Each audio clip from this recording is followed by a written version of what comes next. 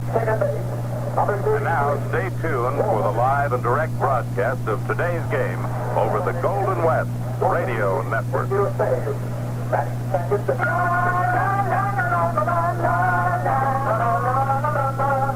wouldn't say Frisco. No, no.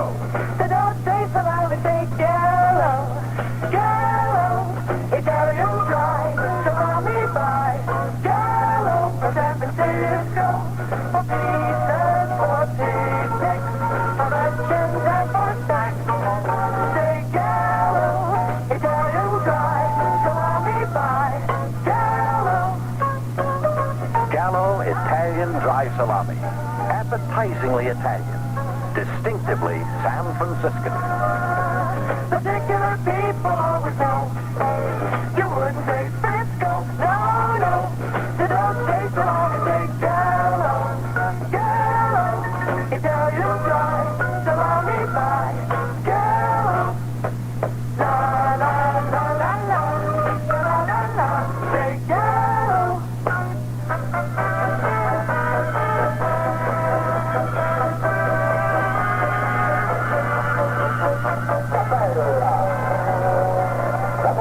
San Francisco Giants baseball is on the air. This is Los Simmons with Bill Thompson, welcoming you to another Giants ball game from Montreal. Tonight's game between the Giants and Expos brought to you by Standard Oil Company of California. The quality of service you get at Chevron dealers and Standard stations will tell you that people really count along the Chevron way.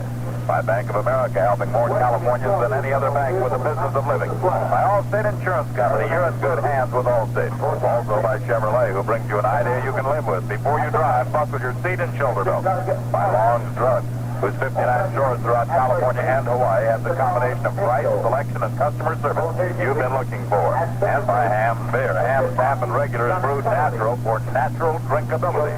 You're welcome to the big beer drinking brotherhood of man. At home plate, manager Charlie Fox brings the Giants starting lineups to the umpires, and manager Gene Moss of the Montreal Expos brings his lineup to home plate. Willie Mays is not here tonight with the Giants. He headed for New York. President Horace Stoneham of the Giants and chairman of the board of the New York Mets, Don Grant, called a meeting and wanted Willie there to talk things over about the possibilities of a trade or of Willie going to New York. And exactly, the Mets want to know exactly what they can expect from Willie, whether he wants to play in New York, whether he will play in New York, and how much he will play. And I guess based upon that conversation tonight, will depend on what the Mets are willing to give the Giants for Mays if a deal is made. But anyway, they're scheduled to talk tonight. Mr. Stoneham, Mr. Grant, and Mr. Mays in New York. We'll be talking to you tonight about the starting lineups when we return in just 1 minute. Mothers, now there's a way to cure your kids of brown bag lunch boredom. Pack their lunches in Happy Day lunch bags from Standard Oil. Right now, you can get a pack of 10 free with any purchase of gasoline at all Standard stations and almost all Chevron dealers. Your kids will love them. They're a lot more colorful than plain brown bags, and each white Happy Day lunch bag sports a big yellow face that smiles and says, "Have a happy day." You'll really appreciate them too, Mom, because each pack of 10 will keep you in send-off smiles for 2 whole weeks. And that big yellow face can turn even an ordinary sandwich and apple lunch into a real occasion. Stop in and begin collecting Happy Day lunch bags today. You get a pack of 10 free with any gasoline purchase at all Standard stations and almost all Chevron dealers. And when you run out, stop in along the Chevron way for more 10 packs of Happy Day lunch bags. Your kids will get more than a lunch up. The umpires at home plate, Doug Harvey will be behind the plate. Bob Engel at first, Augie Donatelli at second, Stan Landis at third. The starting lineup for tonight's game for the Giants, Chris Fire leads off at shortstop. Tito Fuentes batting number 2 and playing second base. Bobby Palms at right field hitting number 3. Dave Kingman batting 4th, playing first base. Ken Henderson in center field hitting number 5. Alan Gallagher at third base hitting number 6. Gary Maddox at left field batting 7th. Dave Rader doing the catching hitting 8th. Sam Mcdowell with 4 wins and no losses, doing the pitching and batting ninth. For the Expos, Ron Hunt at second base, leading off. Mike Jorgensen at first base, batting second. Clyde Mayshore in right field, batting third. Bob Bailey, the third baseman, hitting fourth. Ken Singleton in left field, batting number 5. Ron Wood in center field, hitting sixth. Tim Foley, the shortstop, hitting seventh. John Cabell doing the catching. And Bill Stallman, the 3-2 record, doing the pitching for the Expos. And here are the United States and Canadian national anthem. In the place of the U.S. and Canadian anthem.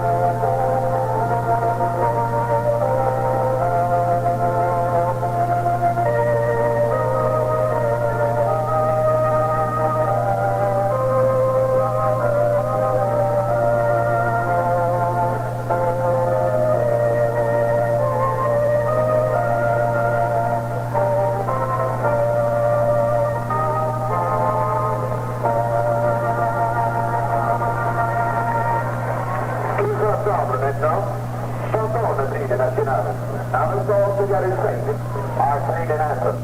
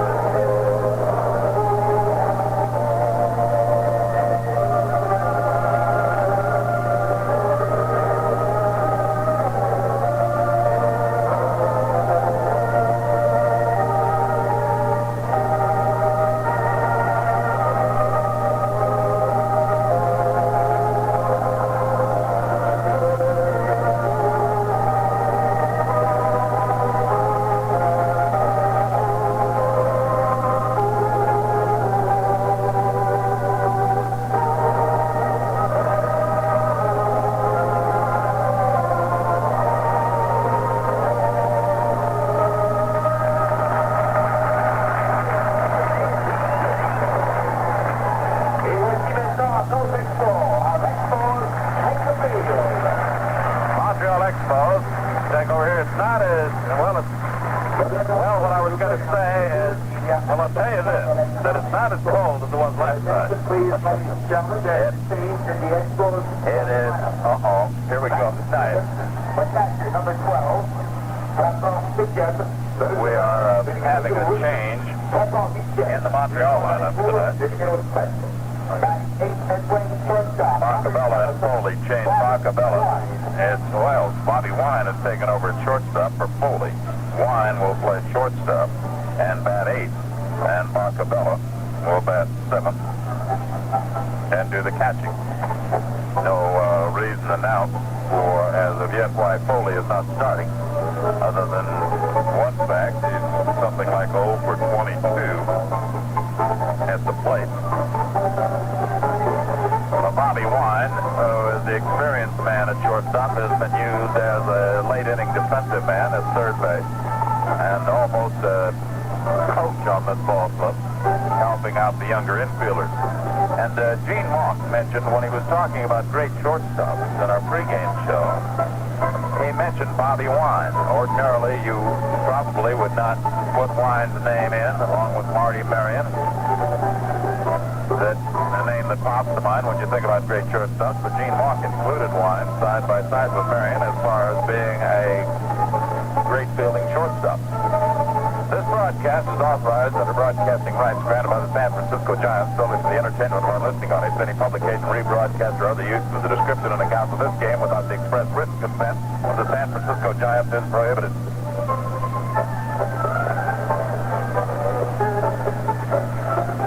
The Giants against Bill Stoneman, hard-throwing right-hander, a fellow who has certainly become one of the fine right-handers in baseball. And Stoneman giving the Expos, along with Franco and McAnally and Torres, a fine starting pitching staff. Stoneman out here tonight to see what he can do about prolonging the Giants' loss string here in Montreal. Giants lost 6 in succession last year, lost last night. Stoneman, 2-7 lifetime against the Giants. He's making his second start of the year against them. And he pitches to Chris Fire, who checks and fouls the pitch back, strike one. Stoneman was the starter against in the game that Sam Mcdowell pitched. He worked 3 2/3 innings, gave up 9 hits and 6 runs. The Giants won 13-2 in that one. Pitch to Fire, fouled away. Stoneman was spiked at first base by McDowell, and close play at first base. It was not intentional, of course, but it was one of those collisions at first base in which Stoneman was spiked and McDowell twisted his ankle. Fire leading off for the Giants in the top of the first, and the pitch to Chris is way outside, comes back to the screen, 4 ball, 1-2. We mentioned about the weather, and if you compared tonight to last night, it would be like comparing Palm Springs to Nome, Alaska. It is pleasant out here this evening. Curveball dribbled foul up into the bat. Stoneman hung a curveball, a slow curve out over the plate, and Fire was way out in front, fouled it off the end of the bat. Oddity here, it's going to be difficult to tell exactly how the wind will affect baseball, because the wind appears, the flags in center field are blowing towards right, and the flags on the bleachers to our left are blowing towards left. So the wind changes direction somewhere between center field and left field. Fastball, line drive, base hit, right field. Over to field it is Mayshore, and he throws into second. Boy, it's tough on outfielders and infielders alike here. The grass is very spotty and lumpy, and the ball takes a tricky hop. Mayshore had to go to one knee to field that ball, and then it almost hopped over his head. Fire opens things with a single, and the Giants have Tito Fuentes as the batter. Fire was batting .250 and Fuentes hitting .265. With Chris leading at first. Tito turns the bunt, lays it back towards the mound. Stoneman will have to go to first. He does with Hunt covering, and Fuentes is retired for the out. The sacrifice working. Manager Charlie Fox immediately shows that he has great confidence in Sam Mcdowell by playing for 1 run in the first inning. Fans, stop in at any Chevron dealer or standard station along the Chevron Way and pick up your free Giants pocket schedule. Keep track of who and where the Giants play next. Sacrifice for Fuentes and Bobby Bonds, hitting .304 with 14 RBIs. Faces the right-hander. Fire has moved to second on the sacrifice. The infield backed up. The outfield deep and about straight away against Bonds. Curveball swung on and missed, strike one.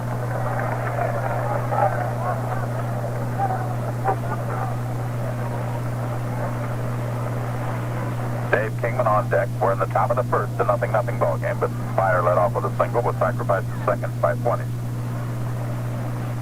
Stretch by Stoneman. And the pitch to Bonds. Popped up into right field. Mayshore drifting under this one near the line. He makes the catch. Fire tags. It doesn't go. And Mayshore throws the ball about 30 feet up the third baseline. Away from third, but Fire had no chance to move up. Bonds flies out to right.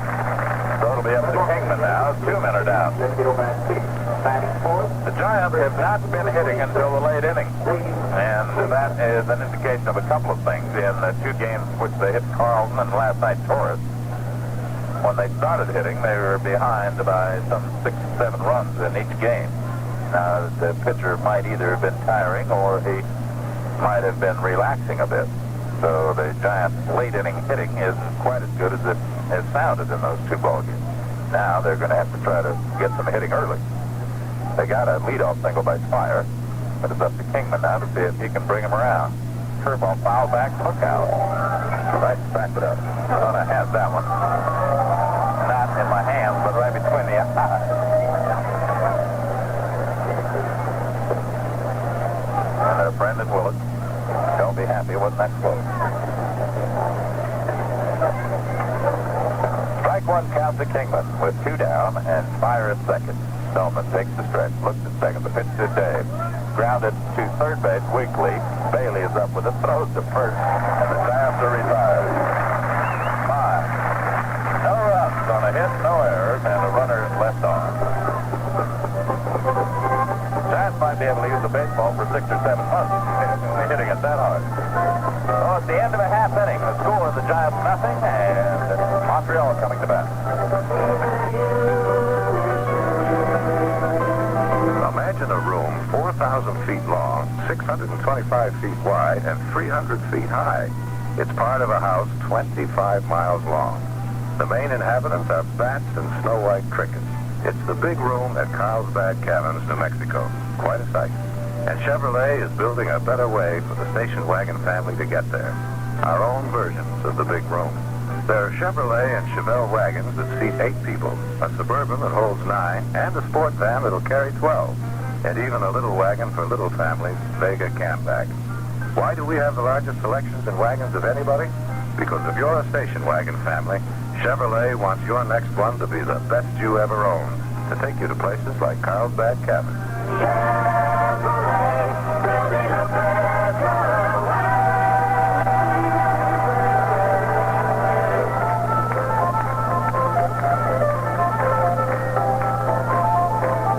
Sam Mcdowell out to do the pitching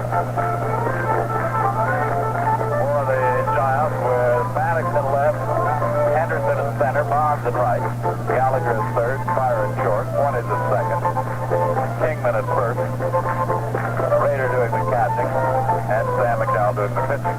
We talked some time ago, a couple of years ago, the price of bananas in food service in Philadelphia.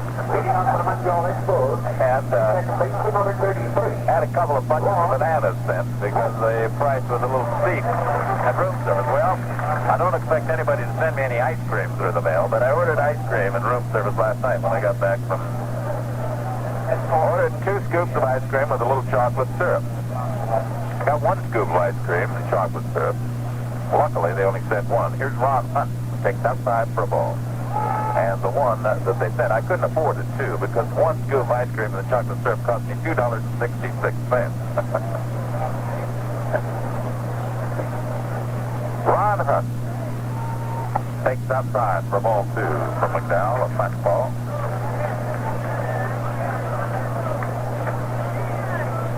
Hunt is batting 107. 2-0 pitch to him. Look out, Ron, and he's hit by the pitch. Hunt, not unusual, is struck by a delivery from Sam Mcdowell. Goes to first base, and the Expos have their leadoff runner on. Mike Jorgensen, the left-hand batter, moving up into the number 2 position tonight, inning 234. The Giants, the Expos, rather, in their deal with the Mets, could have gotten themselves a real fine ball player in Jorgensen. It's sort of difficult to figure out why Jorgensen wasn't playing more with the Mets.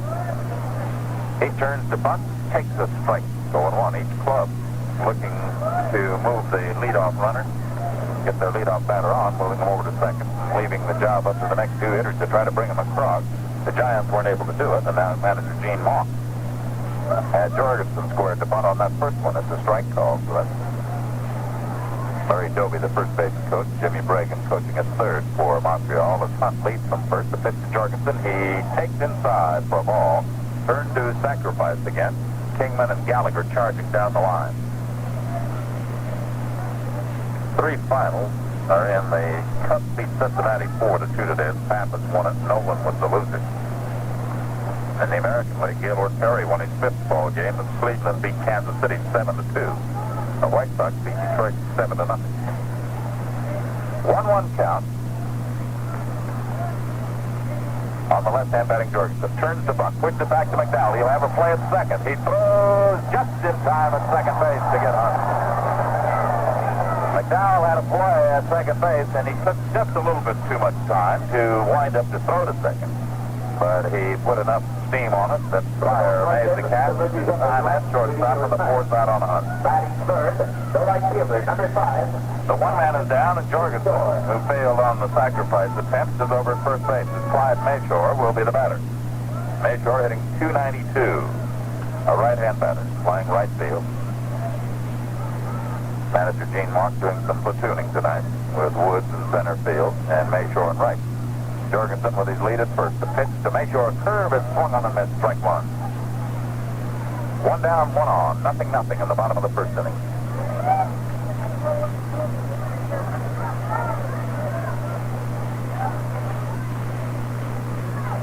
Runner leads at first. That's Jorgensen. McDowell has his hands on his knees to get the sign. Now comes to the plate. Fastball, pop foul out of play, and it's 0-2. Remember when you were a kid and you get an ice cream cone, the two of you be eating an ice cream cone, and you always tried to finish last, so you take it down. That's how I was with that ice cream last night.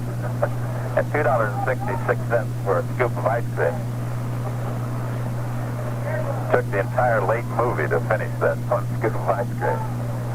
It had to be great at that price, eh?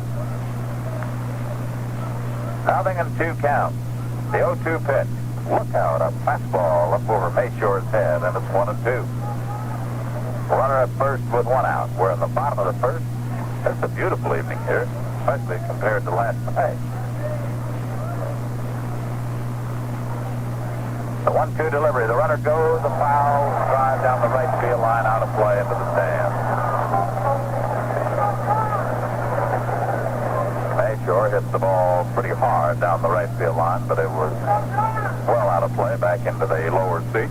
He comes back to home plate with a 1-2 count. 340 down the line, 368 the power alley, 420 to center field. The low barrier of about 5 feet surrounding the outfield. There are bleacher seats from the left field corner over to center field.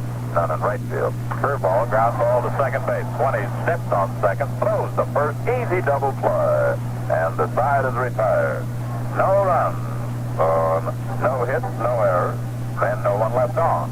And at the end of an inning, the score: the Giants nothing, and Montreal nothing. This is Bank of America Spotlight on Sports. We're outside the stadium talking to Willard Hodel, a sportsman. Willard? Hiya, Bill. Willard, you got your new camper loan from Bank of America, is that right? That's correct, Bill. First thing we did was drive to Lake Havasu, where upon the way my rubber raft fell off. Oh, well, we understand you chose Bank of America for your camper loan because of the minimum of red tape. That is correct. My rubber raft fell off somewhere near Barstow, Bill. You say the loan rate was very favorable and simple to arrange? Bill, I'd say so. Now, if anyone finds my rubber raft, I'd appreciate getting it back. It's red with Boo-Boo written on it. Well, then you'd recommend Bank of America for any kind of recreational vehicle loan. You're correct, but now, Bill, be sure you tie anything loose down on your camper. I could have used that advice myself. Thanks, Will. Bank of America recreational vehicle loans. The minimum of red tape and paperwork. Ask at any branch.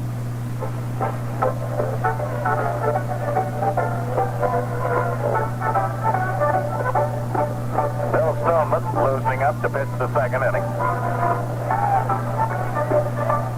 I might have bragged a little bit too soon about how nice and pleasantly warm it was. The sun is going down now, and it's starting to cool off a bit. And I don't think it get as cold as it did last night. The center fielder, number 6. Henderson, Gallagher, and Maddox against Stoneman in inning number 2.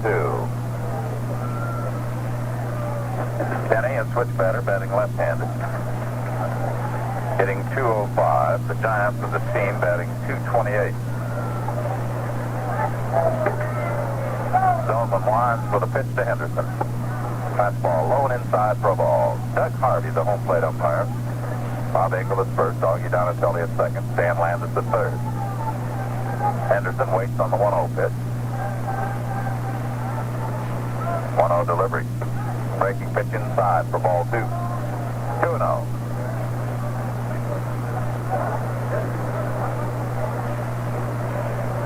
Outfield is backed up and around to the right. 2-0 pitch. Fouled away to the left. And it's 2-1. Giants just not putting anything together. They put something together last night. 5 errors, but that's about the only thing they've been able to put together for a while. They having that difficulty of just getting things turned loose here and keep waiting for it to happen. A swing and a miss, then it's 2-2.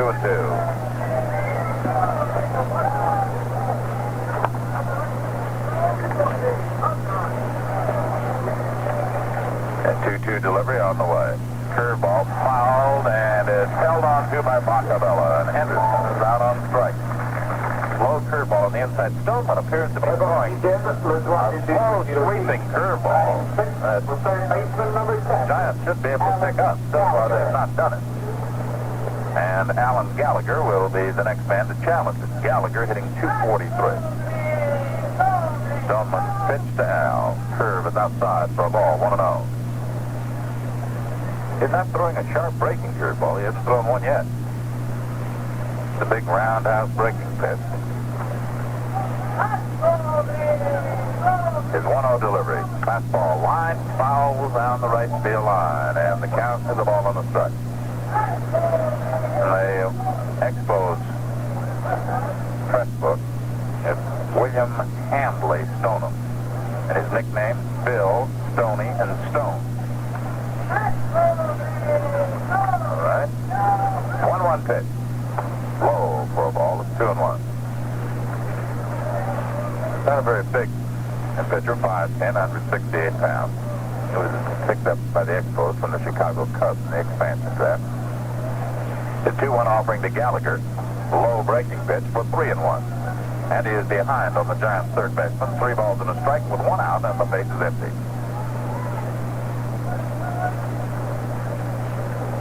Outfield gives Gallagher the left center field area with Woods, the center fielder, over into right center. Swing and a miss with a fastball, 3-2. Stoneman blew that fastball right by Gallagher, and it's a full count.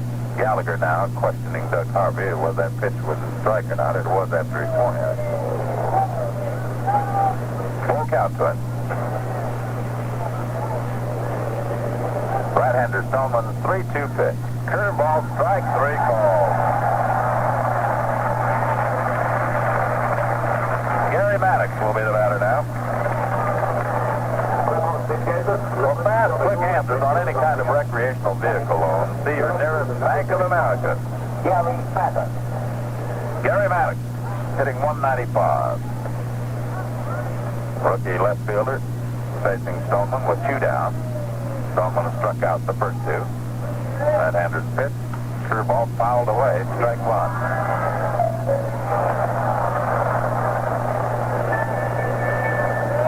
Nothing in 1 count to Maddox. Gary looking for his first major league home run. He was hitting them like they were going out of style with Phoenix. Fastball brushes him back for a ball, 1-1. Asking quite a bit of a young fellow to make the jump. You just have to be patient. There's a lot to learn when you make that final step up at the major league. The 1-1 pitch to him. Ground ball to shortstop. Scooped up by Bobby Wine. Thrown to first high, and Maddox is safe at first base. Wine had not seen Maddox run, I don't believe, that much.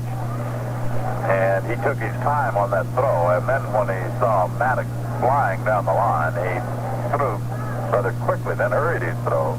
Threw high, and Maddox was across the bag. It'll be an error on the shortstop, Bobby Wine.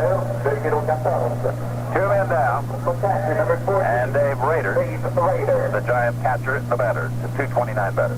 The Giants, with their power, certainly have speed if the power ever returns. It's been short-circuited a bit, but with Maddox, Henderson, Bonds, Kingman, and one is they've got great speed on this ball club. Maddox with his lead at first. Pitch to Rader. Swung on and missed a fastball about chin high that he didn't get, and it's 0-1. Two down, Maddox at first base. The result of the throwing error by Bobby Wine. Stoneman working from a stretch. Maddox leads at first. Fastball fouled away, strike two.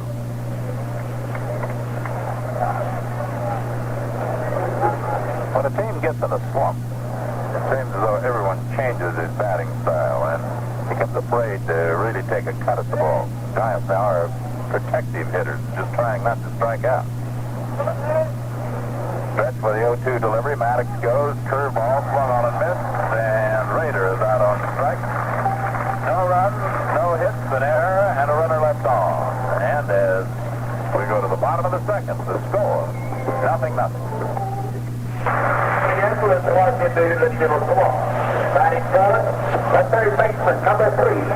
Bob Bailey will lead off for the Expos against Sam Mcdowell in inning number 2. Right-hand batting third baseman.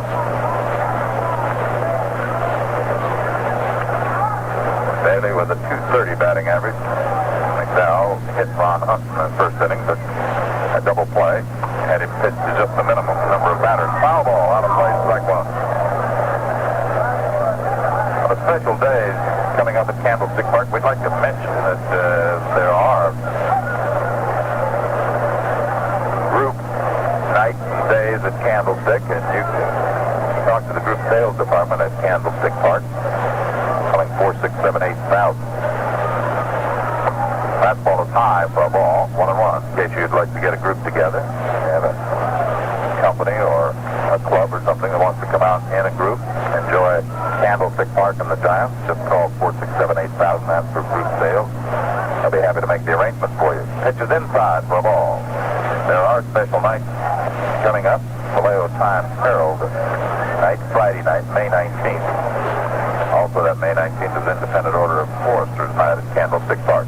2-1 pitch. Fouled away to the right, and it's 2-2.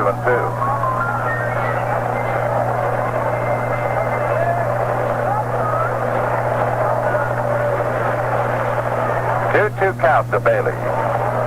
Leading off the second for Montreal. A 0-0 ball game. McDowell's 2-2 pitch. Swung on and foul back, and it stays at 2-2. Saturday, May 20th is San Jose Mercury News Day. Giants against the Braves at Candlestick Park. And then Vallejo Times Herald night and San Jose Mercury News Day. There are special coupons running in those newspapers that you can take advantage of a special ticket offer. And don't forget, May 20th, that's Saturday, the 12:15 start. Foul ball out of play to the right. Count stays at 2-2. May 21st, of course, is Helmet Day, with all youngsters 14 and under receiving free souvenir Giant batting helmets when they enter the ballpark on Sunday, May 21st. And it's a doubleheader against the Braves, and it's also Dinuba Day. 2-2 pitch. Down goes Bailey, a fastball under his chin, and it's a full count of 3-2. Bailey, Singleton, and Woods against McDowell in the second inning. Sam into the windup. The left-hander delivers 3-2. A fly ball hit high in the air to short center. If Henderson can see it, it's an easy chance. He does. And makes the catch for the out. Twilight here in Montreal. And it's a little difficult to pick up the ball when it hits that high. If you're going to buy a new car, check Allstate's auto finance plan. Chances are you can save a pretty good dollar on finance charges. With one out, Ken Singleton comes to the plate, hitting .269. Big ball one. 1-0 pitch to him. Let up, swung on it, missed. It's a ball on the strike. Singleton, the switch batter, batting right-handed. As a right-hand batter, hitting .286. Curve is low for ball two.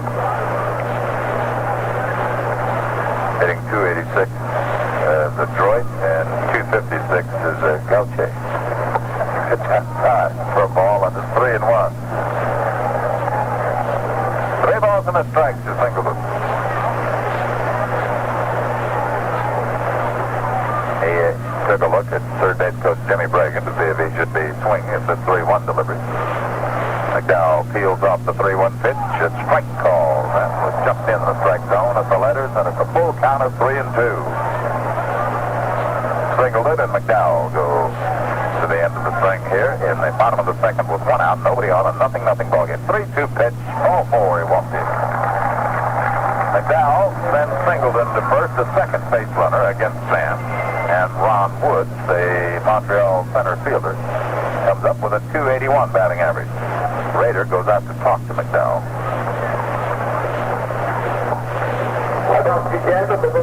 Saturday, June 3rd is Palo Alto Times Day at Candlestick Park.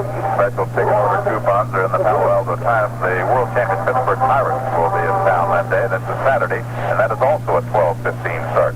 Don't forget the May 20th, June 3rd is 12:15 start rather than the regular 1 o'clock start. McDowell comes to the plate, low to Woods for a ball, 1-0. Runner at first with one out.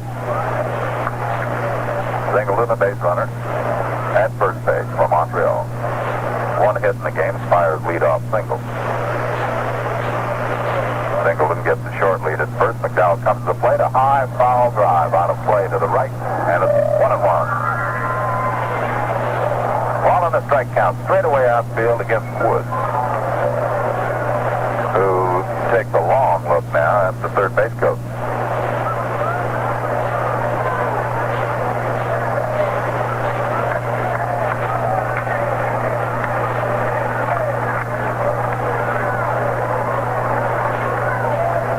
Look at first base by McDowell in the stretch. His delivery. Line foul into the seats to the right again. He had that one 5, and he fouled it off to the right. So McDowell goes out in front, 1-2.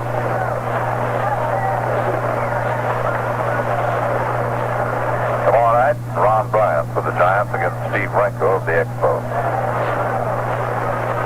Tonight it's Sam Mcdowell dueling Bill Stoneman, and we're 0-0 in the bottom of the second.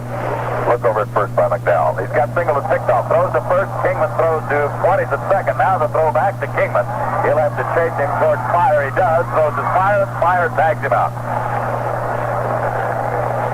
So that one went from 1 to 3 to 4 to 3 to 6 for the out on Singleton.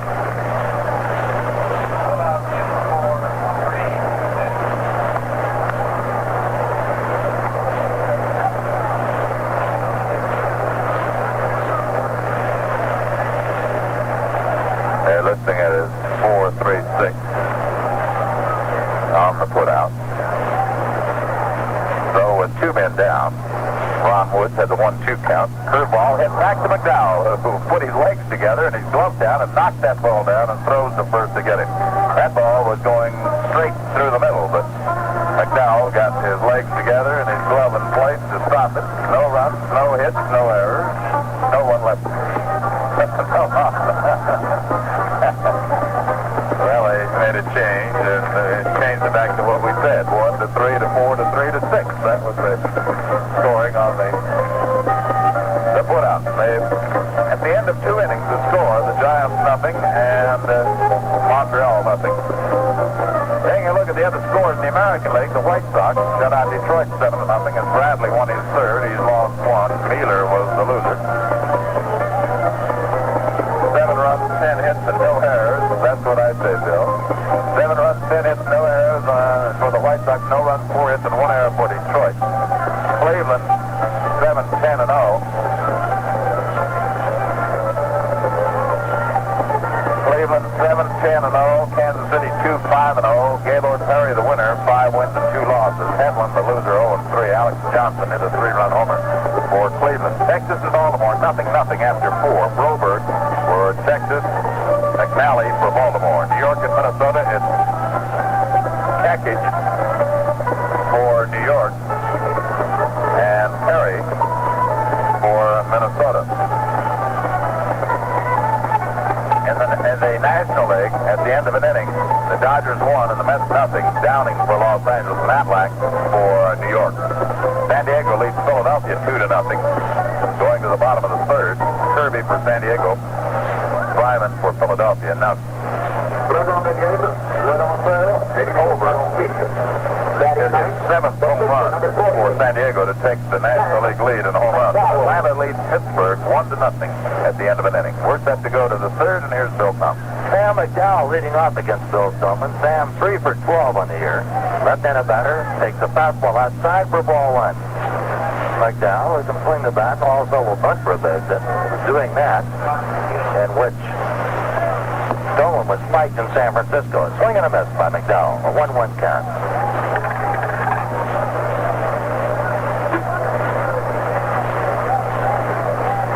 A 1-1 count.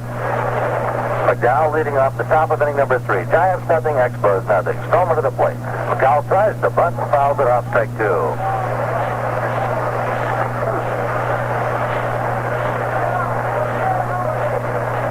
Outfield deep against McDowell. Woods in center.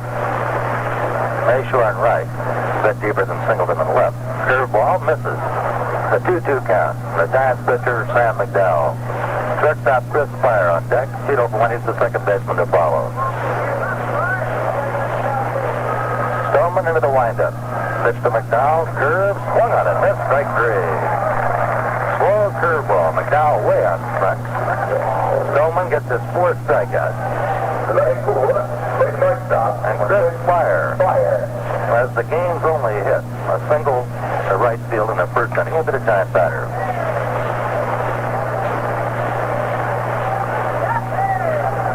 Right-hander against right-hander. The Expos with a straightaway defense.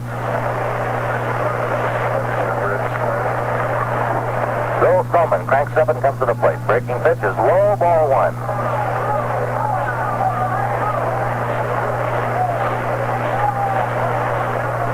Bailey playing even with the bag at third, guarding against the bunt. Stoneman comes to the plate, 1-0. Fastball, a bit outside, ball 2. Now Fire looks at third base coach John McNamara.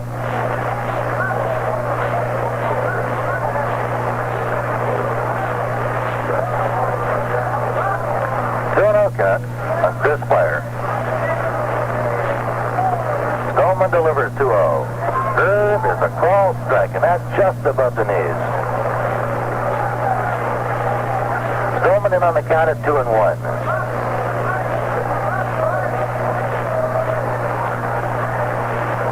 The 2-1 pitch. Curve, dips low, ball 3. Stoneman now behind on Fire, 3 balls and 1 strike. On a 3-1 count to Alan Gallagher in inning number 2, Stoneman went to the breaking pitch and got it over.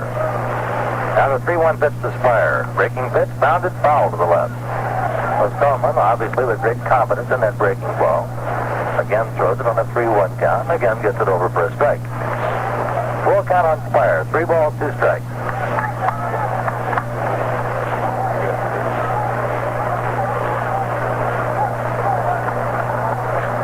Checking sides with John Bacabella.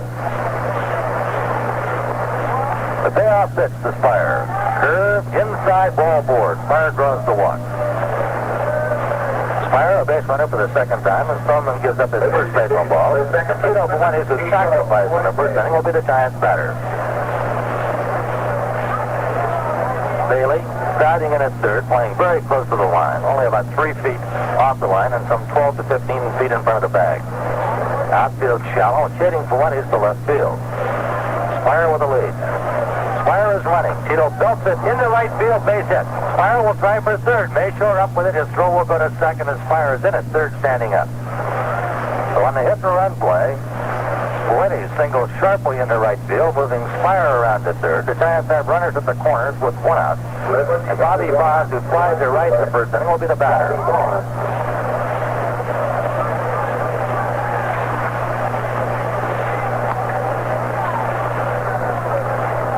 Was breaking on the pitch, and Ron Hunt took a step towards second base to go over to cover. That was all that Fuentes' ball needed to go through into right field, although it might have gone through anyway. Hit very sharply in the hole. Bonds waits, Stoneman sets. The pitch to Bobby, swung on and missed. Breaking ball, the outside part of the plate. An 0-1 count. Spire at third, Fuentes at first. 1 out, top of inning number 3. Giants nothing, Expos nothing.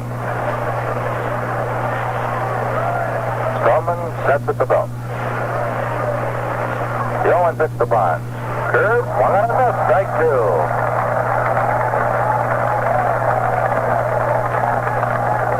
Bonds out of the batter's box, talking to himself. McDowell gets back in. Stoneman in front, 0-2. Infield, double play deep for the Expos. Stoneman ready. The runners lead from first and third. When he's bluffing from first, and Stoneman steps off the rubber.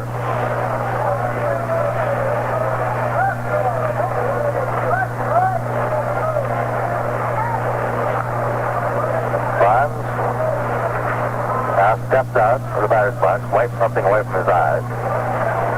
And Bobby back in. Stoneman checking signs with Bacabella. Fire down the line at third. 20's away from first. Pitch to Parc. Over to shortstop. Wine up with it. Goes the second one. The throw to first. They double up Bobby Bonds, and the side is retired. Bobby Bonds grounds into a double play. Bobby Wine to Ron Hunt. To Mike Jorgensen for the Giants in the third. No runs on one hit. No Expos errors. The runner left off. We go to the bottom of the third. The Giants nothing and the Expos nothing. Whenever you head out on the road, especially on a long trip, it's comforting to know that you can take the experience of Standard Oil travel experts right along with you. The Chevron Travel Service is ready to help you all along the Chevron way. At your request, they'll design and send you a free, personalized Chevron travel kit that's individually tailored to the trip you're planning. If you're in a hurry, they'll map out the most direct. Let the Chevron Travel Service people know. They'll see that you never have to face too steep a grade. The Chevron Travel Service will take that bothersome job of detail planning off your shoulders, and they'll do it absolutely free. To receive a personalized Chevron travel kit, just get a travel request form at any standard station or Chevron dealer. There are more than 23,000 of them ready to help you along the Chevron way.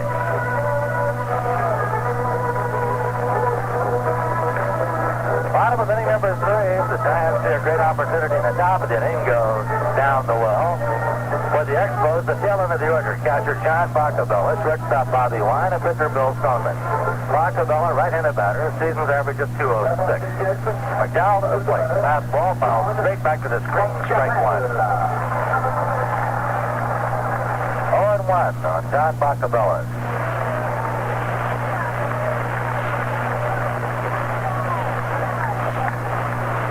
McDowell checking signs with Raiders. Giant defense well around to the left, particularly the infield. Right up, foul back, strike two. Bacabella tried to check and had the ball foul off the end of the bat.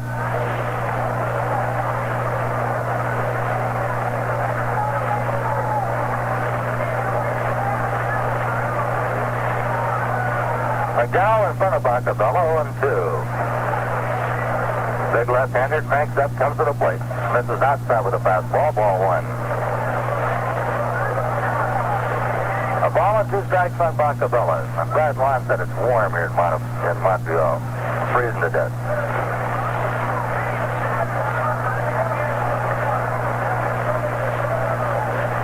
A 1-2 count. Gallagher deep at third. Right up is called strike 3. McDowell changing up on the curveball, getting Bacabella on the call, third strike. Number 1 for McDowell in the strikeout department. Bobby Wine, the shortstop, will be the batter. Wine batting for just the third time on the season. As I mentioned, Wine has been used mainly as a late-inning defensive replacement at third base, starting the ball game tonight at shortstop. McDowell's pitch, fastball, swung on and missed, strike 1.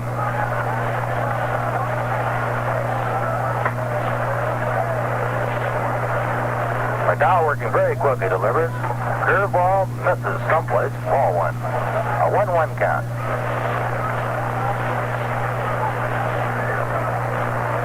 Wine, feet wide apart. The 1-1 pitch, slow curve is outside, ball 2. McDowell drops behind him. Wine, 2 balls and 1 strike. 1 out, bases empty. Bottom of inning number 3. The Giants nothing, the Expos nothing. High pop-up on the right side of the infield. Fuentes crawling as he moves over towards first base. Kingman gets out of the way, and Fuentes makes the catch. About 25 feet off the line in fair territory. With 2 outs and the bases empty, the Expos pitcher Bill Stoneman will be the batter. People, product, and service. 3 of the many reasons you'll want to stop at standard stations and Chevron dealers along the Chevron way. Stoneman. No hits and 9 trips to the plate. Right-handed batter. Gallagher.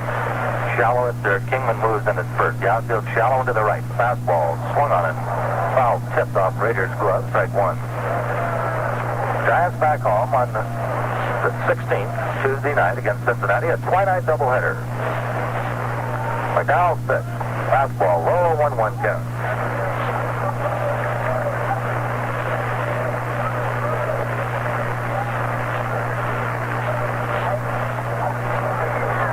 McDowell pitch to Stallman. Pop foul back below us. Count goes to a ball on 2 strikes.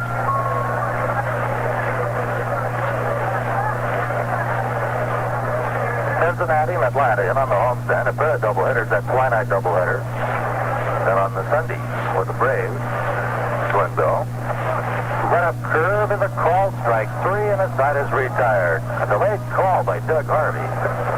McDowell gets his second strikeout. For the Expos in the third, no runs, no hits. No diners, nobody left. At the end of 3 full. Giants nothing, the Expos nothing. There are people who used to scoff at the idea of an American-made small car designed in Detroit and built in the USA to compete with the highly successful imports. Detroit simply cannot provide a proper little car at a proper little price. And that's that, they'd say. And some still say it. But their numbers have dwindled considerably since the debut and ultimate success of cars like Chevrolet's Vega.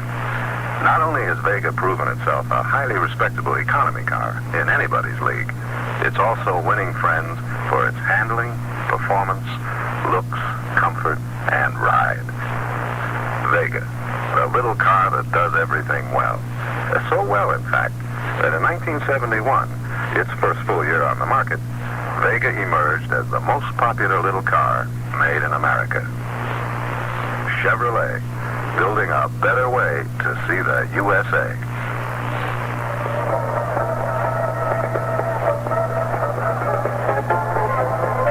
Top of inning number 4 for the Giants, the 4, 5, and 6 spots in the batting order. First baseman Dave Kingman, center fielder Ken Henderson, and third baseman Alan Gallagher. Kingman 0 for 1, grounded to third in the first inning. Right-handed batter against the Expos right-hander Bill Stoneman. Third baseman, Dave Kingman.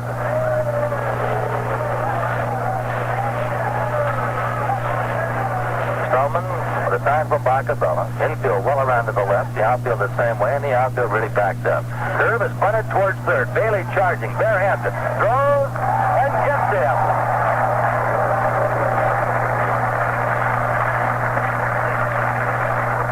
Kingman punting the ball to third base, and Bob Bailey, who does not have the world's greatest arm, The center fielder. making a barehand pickup, a flip throw, and just getting Kingman at first base. Out number 1. Ken Henderson, who struck out at inning number 2, the Giants batter. Switch batter, batting left-handed. Stoneman's pitch. Curve, misses, ball 1. Bailey, 15 to 20 feet off the line, and on the edge of the infield grass. Stoneman delivers. Fastball grounded to the right side. Hunter was left up with it. Jorgensen hurries to get back to first and does in time for the out. Henderson retired. Hunt to Jorgensen, 4-3. We're out number 2. Alan Gallagher, who was called out on strikes in the second inning, will be the Giants batter. The pitchers around the National League now really jamming Henderson with the breaking pitches. They finally get Kenny looking for it. They go high and away with fastballs, but that was a breaking pitch on the 5th. Kenny grounded to second base. Curve to Gallagher outside, ball 1.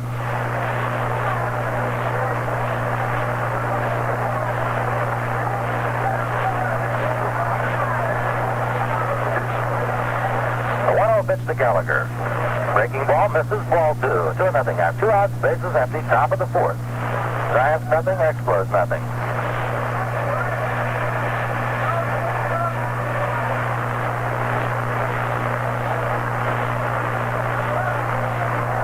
Back to the plate, 2-0.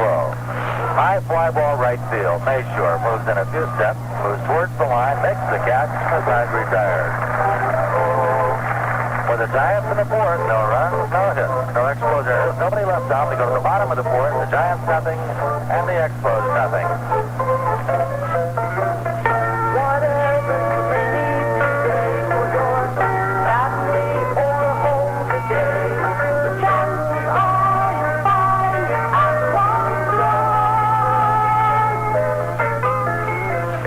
great weather for taking pictures, and Long's Drug Stores is your headquarters for all your photo supplies.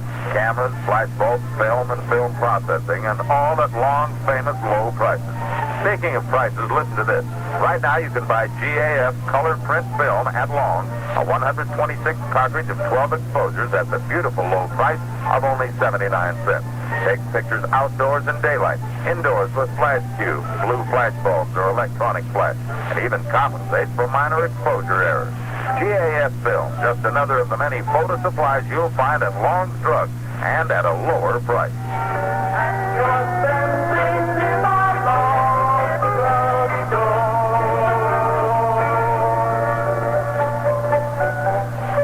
Sam Mcdowell on the bottom of the fourth will face the top of the Montreal batting order. Second baseman Ron Hunt, first baseman Mike Jorgensen, and right fielder Clyde Mayshore.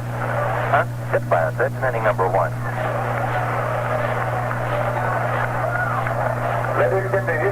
Second baseman. Nine infield. And the outfield straight away. The outfield not too deep. Hunt taking a lot of time. Finally gets in the batter's box. Ron choking way up on the back, crowding in on the plate. McDowell's fastball is a called strike on the inside corner.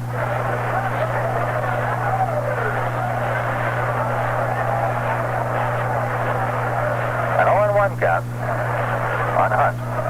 McDowell right back to the plate. Fastball lined to Gallagher, who makes a diving stop. A diving catch at the bag. A line drive hit by Hunt. Gallagher diving towards the line, making a backhand catch. And the Montreal fans giving Gallagher the round of applause. Here's first baseman Mike Jorgensen, who forced Hunt at second base on a punt. Inning number 1 with McDowell getting the assist. Curve is a strike in the inside corner.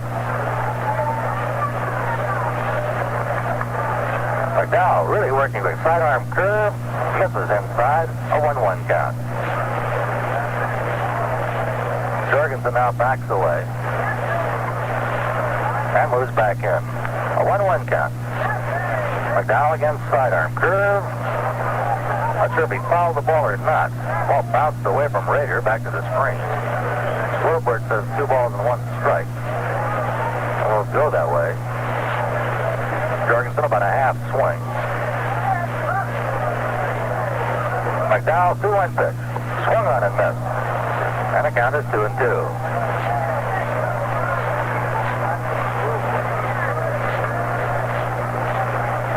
McDowell sidearm fastball line down a left field line foul.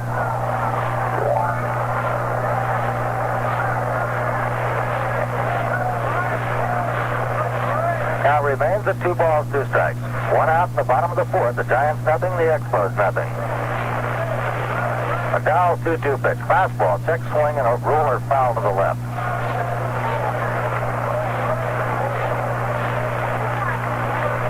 Jorgensen again out of the batter's box. McDowell, that is. Jorgensen's back in there. The 2-2 pitch. Looper to short left field. Might be trouble. Out goes Spire. He has room and makes the catch. Spire bouncing quickly out into the outfield. Pick off that little pop-up for the second out. And right fielder Clyde Mayshore will be the batter. This week's Long's Drug is featuring GAF film. A 126 cartridge of 12 exposures for only 79 cents. At Long's Drug Stores, where everybody saves. Mayshore grounded into a double play in the first inning. Right-handed batter. McDowell kicks and fires a fastball. Mayshore ran up the front. Took the pitch high for ball 1.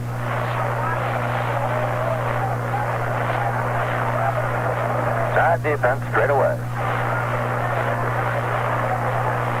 McDowell's 1-0 pitch.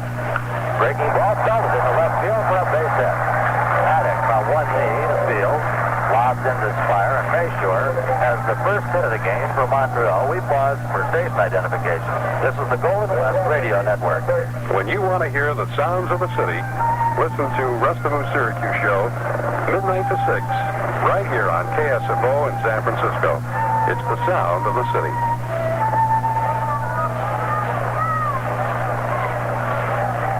Third baseman Bob Bailey, who flied to short center in inning number 2, the Expos batter.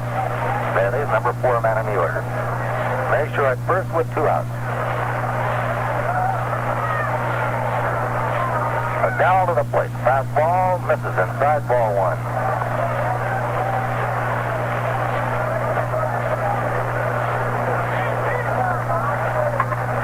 Mayshore moving away from first, held there by Dave Kingman.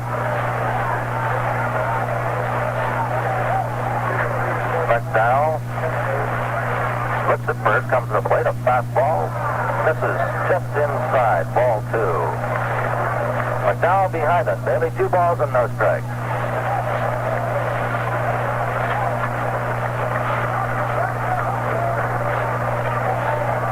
McDowell bluffed the throw to first, driving Mayshore back to the bag.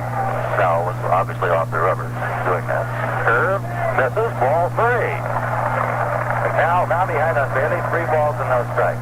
On deck for the Expos, left fielder Ken Singleton.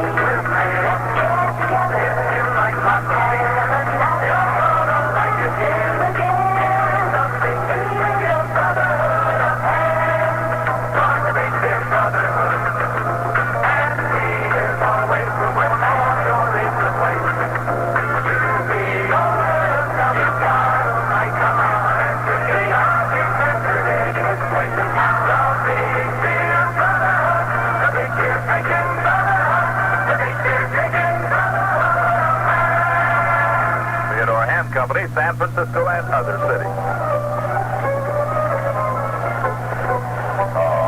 And a California League schedule around here someplace. I put it up there. We're going to mention, I know Marseille is playing at Fresno tonight. I was going to mention the other California League teams, but it's gone. It blew out of the booth, I guess. Anyway, I was just going to mention that you might... Gary Maddox up here swings at the first pitch for a strike, 0-1. Maddox, Rader, and McDowell mentioned that you might drop out and see one of the California League games. Got one playing in your hometown.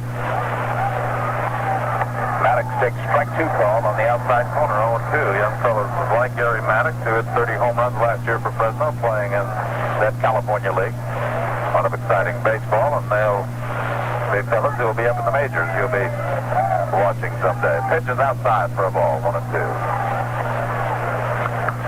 A ball and 2 strikes. Count to Gary Maddox. So I tell you, they're really happy, aren't they, Rich? Just one phone call after another. The 1-2 pitch. Founded foul to the left, out of play.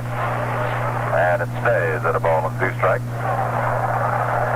Maddox against Bill Stoneman.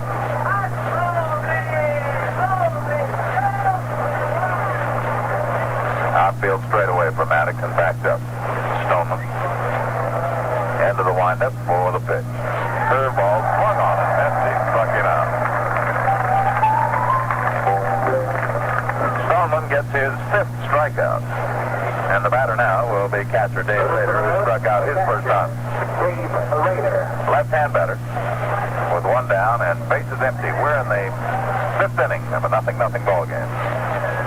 Giants have 2 hits off Stoneman. The Expos have 1 hit off McDowell. Bailey plays up close at third. The outfield medium deep, slightly to the right as Rader takes low for a ball, 1-0.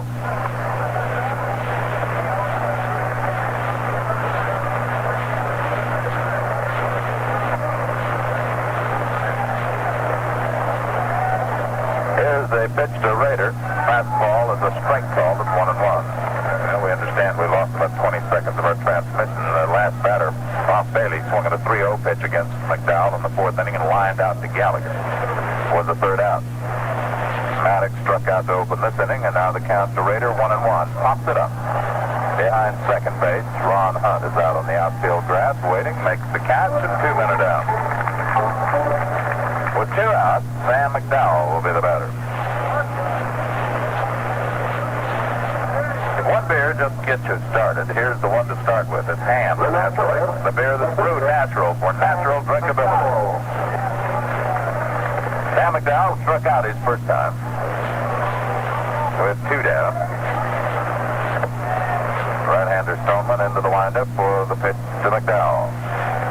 Curveball, foul back, strike 1. Sam was very happy about the first start that he made. He gave up 6 runs and still won the ball game. He said that never happened at Cleveland. Well, the Giants get him 13 runs. Candlestick Park, but they've pitches inside for a ball. It's 1-1.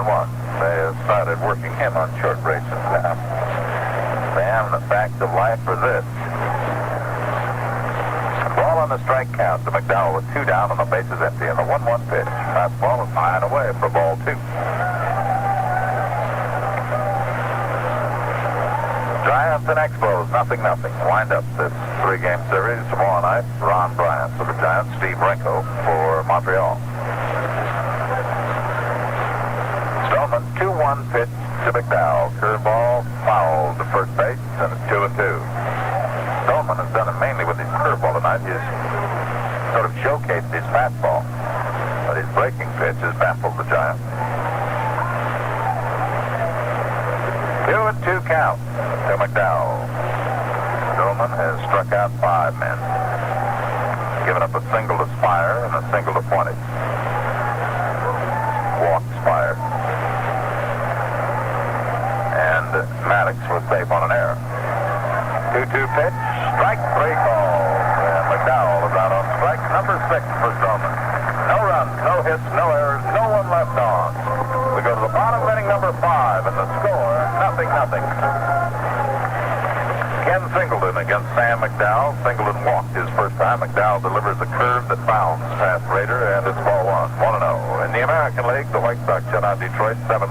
Cleveland beat Kansas City 7-2. Gaylord Berry won his 5th game. Singleton drives one fair ball down the left field corner. Over after it is Maddox. Singleton goes for 2. The ball bounces by Maddox. Singleton rounds second and holds as Maddox throws into third base. Double for Singleton, and he drilled that one just inside the third baseline.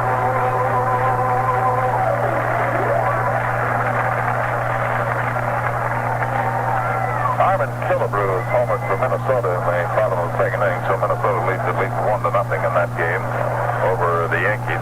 There, the Expos come up with a threat as they have a runner at second base and nobody out. And Ron Wood, who rounded back to the mound his first time as the batter.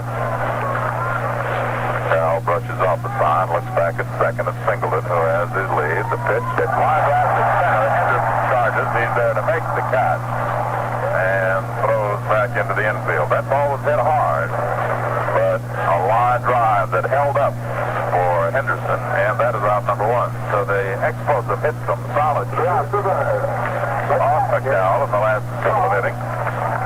2 line drives that were caught in the 4th inning by Gallagher at third base. One on a diving catch, and the other one a shot right at his elbow. Now, after Singleton's double, Woods has lined to center field. And Spire and McDowell talk about something. Raider goes out to talk to McDowell. And I guess what they're talking about now is they're going to walk Bacabella. McDowell completes the walk to Bacabella. Almost threw that one over the plate. Although Bacabella was going to have to stand on a footstool to hit it because it was up high.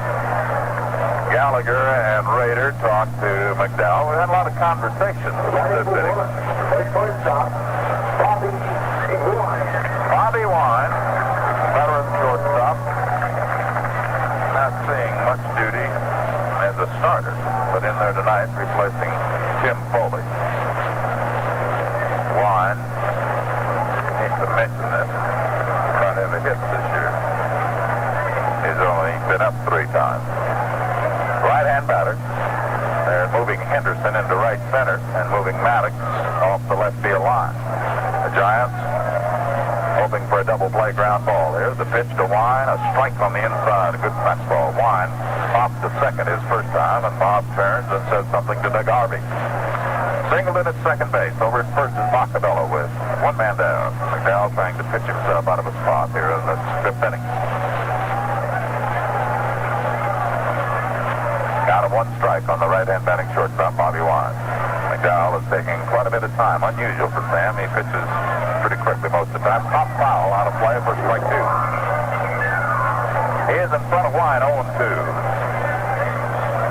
McDowell looks in the Giant dugout. Must be yelling something to him from that dugout. McDowell's wife and 2 children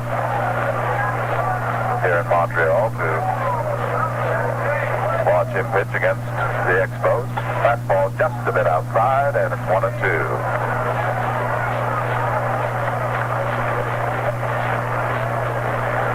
Ball and 2 strikes. The count to Bobby Wine with runners at first and second, 1 out, and 0-0 ball game in the bottom of the 5th. Sam has a sign and the target from Raiders. The runners lead from first and second. The pitch to Wine. Fly ball to center. Easy chance for Henderson. Singleton tags and goes Parkway, and Henderson throws in. Singleton holds at second. Wine flying out to center field. The crowd reacted a lot more than that one was hit. It was no routine fly ball. And now Bill Stoneman, who struck out his first time, will be the batter. Right-hand batting pitcher, Stoneman, against McDowell with 2 down, runners at first and second. Bottom of the 5th inning. Totals even, with the exception of the fact that Montreal has been charged with an error. Stoneman choking up about 7 or 8 inches on the bat now to just try to get a piece of the ball, maybe push it through the infield. McDowell's pitch to him. Inside for a ball, 1-0. Over at first, Moccabella. At second, Singleton with 2 outs. Sam Mcdowell. 1-4 and lost none for the Giants, and he has to be in the role of a stopper tonight. Shell beaten last night. Fastball strike on the outside corner, 1-1. Juan, victim of giveaway night by his teammates, although as Juan said he can't complain too much because he threw one away himself. Ball on the strike to count to Stoneman. Singleton at second, Moccabella at first. 2 men down. McDowell is taking a lot more time than we've seen him take since he's been over here with the Giants. He's really being deliberate in this situation. He looks at second, comes to the plate. Fastball grounded to Kingman. He will make the play himself. Beats Stoneman to the bag, and the side is retired. Here in the 5th, no runs on 1 hit, no errors, and 2 runners left on. And at the end of 5, the score, 0-0.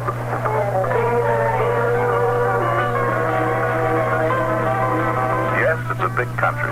And how many people you know have seen it all? Count the number of states you've traveled through. Bet it's less than half.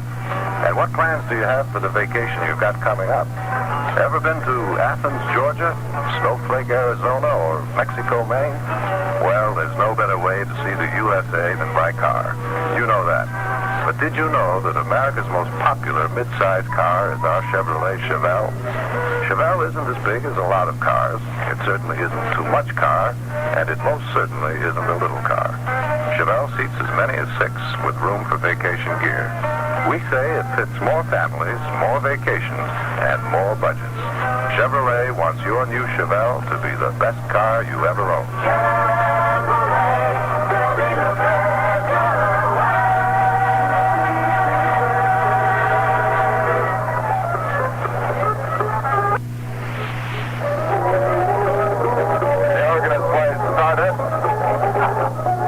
Top of the order for the Giants in inning number 6. Fire, poise, and bomb.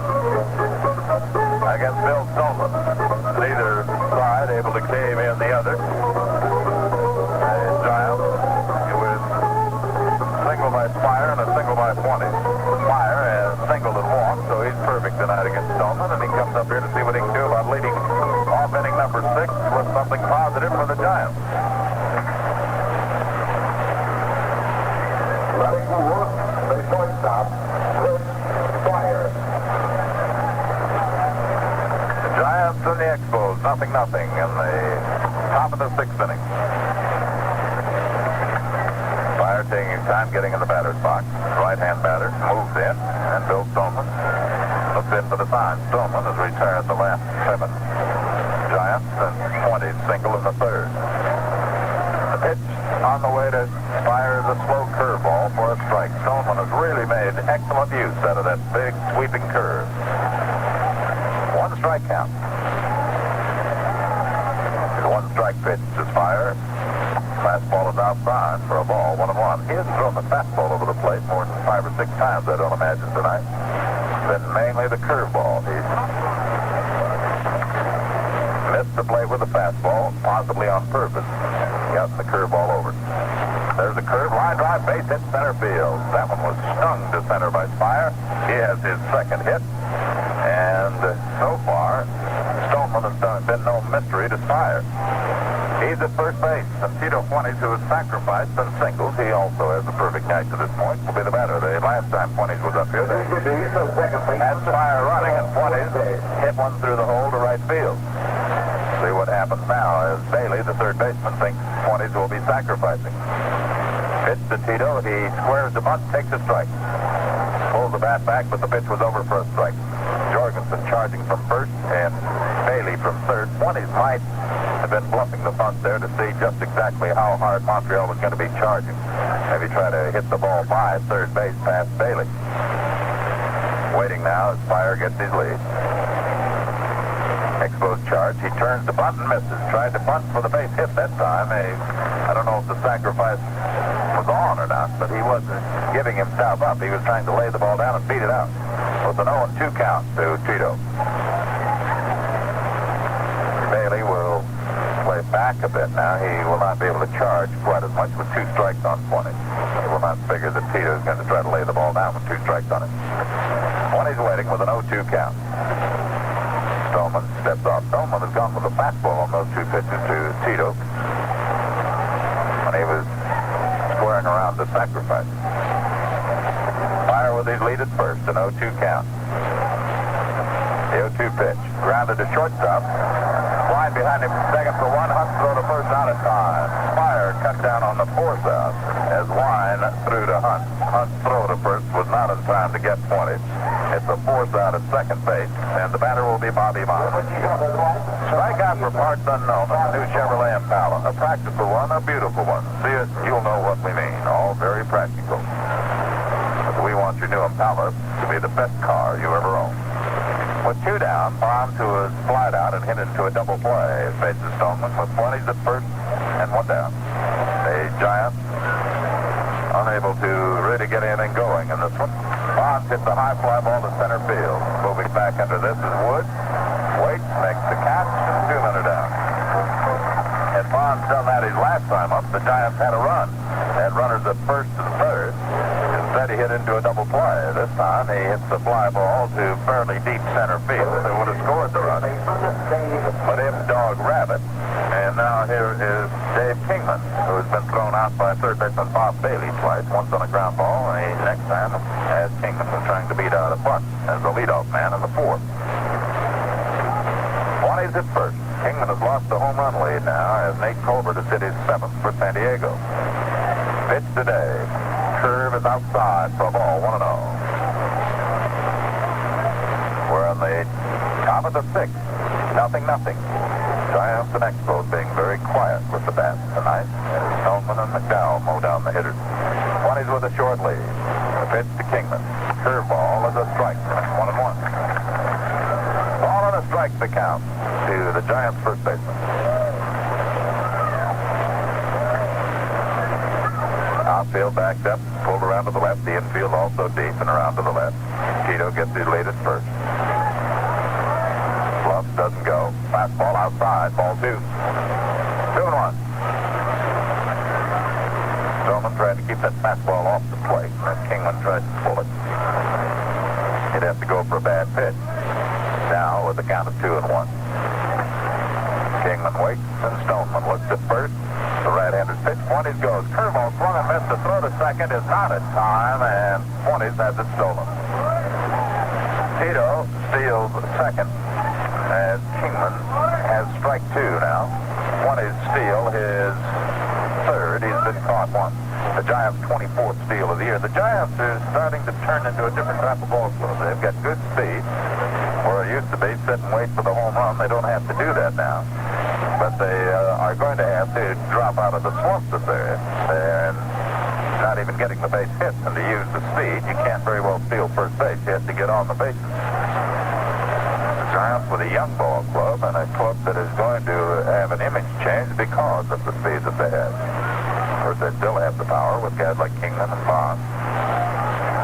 Curveball swung on and missed. He struck it out. Coleman gets his 7th. No runs on a hit, no errors, and a runner left on. And as we go to the bottom of the 6th, it's 0-0. I'd like to take a minute to talk to you women in our audience. Have you ever come upon an unexpected sale, seen something that you'd always wanted? A nice feeling if you can take advantage of the sale. But what if you don't have enough money with you? What then? Well, you could still take advantage of the sale if you had a Bank America card. You could use your Bank America card to buy the article at the reduced price, and pay for it later in convenient monthly installments. The money you save by getting the article at the reduced price would more than pay for the interest charges. That's using your Bank America card and using your head. And that's why we say you just think of a Bank America card as money. Money that can save you money.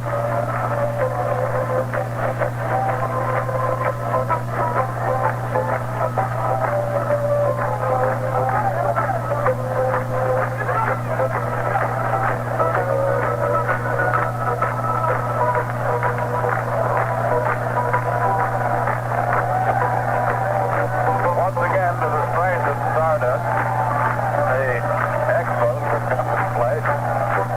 The top of the order, Hunt, Jorgensen, and Mayshore. Salmon really has a great breaking pitch. The Giants are going to the plate and should by now realize that he's not going to throw the fastball over, only on very rare occasions. He is making the curveball his pitch, and the Giants are unable to hit it. They have to go up there knowing that that is the pitch they're going to get. So far, whether they've known it or not, he has made it too tough to hit. Ron Hunt takes low for a ball, 1-0. McDowell and Stoneman dueling pitch for pitch through the first 5.5 innings. Hunt, who has been hit by a pitch and lined out, robbed of a base hit on a diving catch by Alan Gallagher. Takes the fastball strike on the outside, and it's 1-1. 3 hits for the Giants, 2 for Montreal. Hunt with a 1-ball, 1-strike count. Jorgensen and Mayshore to follow. A 1-1 pitch to Hunt. That one misses for a ball. 2-1. McDowell didn't think that was a ball. I think that quite probably one of the reasons it was called ball, too, is the fact that its Raider dropped it. It bounced away from it. It looked like it was probably about letter high over the plate. Ground ball to third. It's a foul ball. Gallagher throws to first, but it's a foul ball, and the count is 2-2. That ball right down the line, but Gallagher was over to the line to field it. Dan Landis said it was a foul ball. So it goes to 2-2 against Hunt.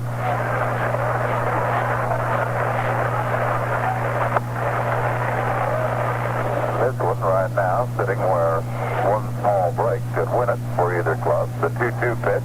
Swung on and missed. He struck him out. Hunt is out on strike. And we'll pause for station identification. This is the Golden West Radio Network.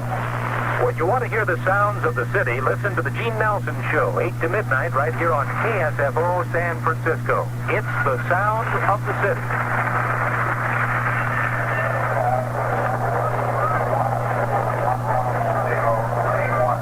Secretary Frank Bergonzi announces tonight's paid attendance, 11,031. Mike Jorgensen, left-hand batter, takes a strike, 0-1. McDowell has 3 strikeouts. He's walked 2 men. He's given up 2 hits. And he's hit a man. He has 1 strike count on the left-hand batting Jorgensen. McDowell over the top. Curveball swung on and missed, strike 2. That was a big sweeping curve. An 0-2 count as McDowell is out in front of Jorgensen. Batting here in the bottom of the 6th. Sidearm curve is high and outside for a ball. 1-2 to the Montreal first baseman. Check swing, a roller to the left side. Gallagher can't get it. Fire up with it. Throws the first. Not in time. That was a check swing roller just out of McDowell's reach. Gallagher coming over, couldn't get it. Fire charged in, made the play, but when he threw to first, it was too late. And it will be a base hit for Jorgensen.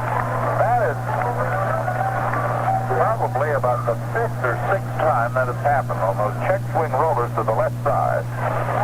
I don't know what the reason is, but the Giants are not making a play on that ball. It cost them a ball game in Philadelphia. This one has put a runner on at first base with 1 out. Clyde Mayshore takes a curve low for a ball, 1-0. Right-hand batter has hit into a double play and singles. One of the reasons might possibly be, although in Philadelphia it happened on the artificial turf, I was going to say one of the reasons might be that the Giants are expecting the ball to come to them better on this turf. And it does not. Pitches high for ball 2. McDowell behind 2-0.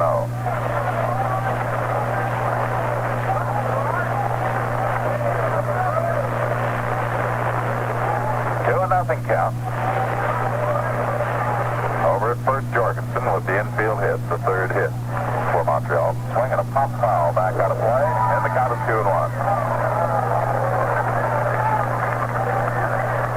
We're in the bottom of the 6th of a 0-0 ball game. Each club with 3 hits. Sam Mcdowell and Bill Stoneman duel here at Jarry Parc in Montreal.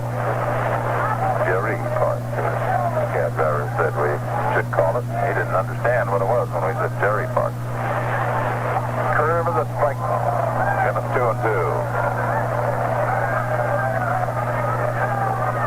Of course, the trouble was that Bill was speaking French to him. It turned out the cab driver was from Brooklyn.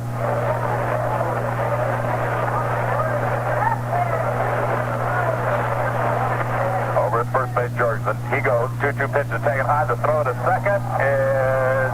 He's out at second base. 20s came up in front of the bag. That was a good throw by Rader. But Tito came in front of the bag and then had to turn and make a dive to slip the tag on Jorgensen. It was a good throw by Rader, and Tito just came too far into the infield, but managed to make a dive to get the put out. 3-2 count. The 3-2 pitch. Swung on and missed. He struck him out. And here in the 6th, no runs on a hit, no errors, and no one left on. At the end of 6, the score, 0-0. Inning number 7, a 0-0 ball game. To tell you about it, here's Bill Thompson. The Giants at the 5, 6, and 7 spots in the batting order. Center fielder Ken Henderson, third baseman Alan Gallagher, and left fielder Gary Maddox. Each team with about equal opportunities to score. The Giants had runners at first and third with 1 out in the 3rd and failed to score. For the Expos, their best opportunity when Singleton led off in the 5th with a double. Henderson 0 for 2, struck out in the 2nd, grounded to 2nd and a 4th. Kenny batting left-handed against the right-hander Bill Stoneman. Fastball is a bit outside, ball 1.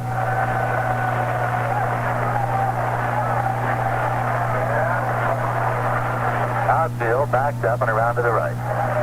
Stoneman back to the plate. Fastball fouled straight back to the screen. A ball and a strike on Ken Henderson.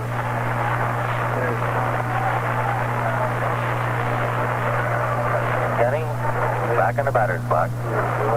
Stoneman into the full windup. The right-hander's 1-1 pitch. Curve, belted off Stoneman's leg. It'll go into left field. Henderson around first will hold on as into field the ball is Singleton, and that ball hit Stoneman in the leg. Went into left field to the shortstop position. Stoneman apparently is all right. Stoneman tells the Montreal trainer on the bench that he's all right. Henderson hit a shot back to the mound.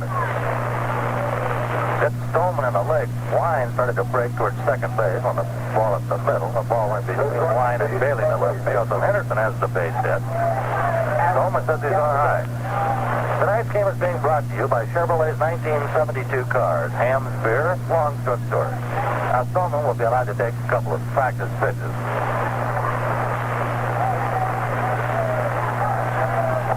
Stoneman throwing some practice pitches to John Bacabone.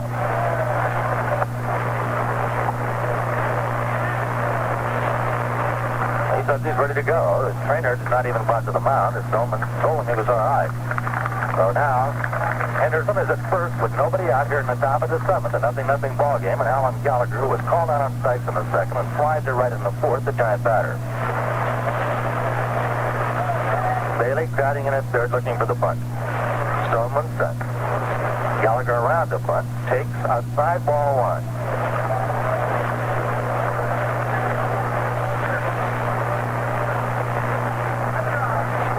Bailey keeping his right hand in his pocket in between pitches, trying to keep warm. Third baseman now moving in again. Henderson with a lead at first. Throw to first, Henderson back in.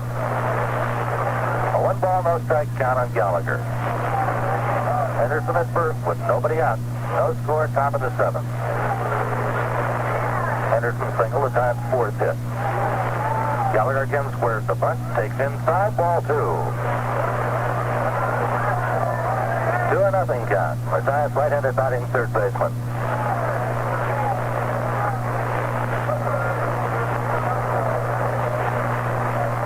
Bailey yelling something into Stoneman.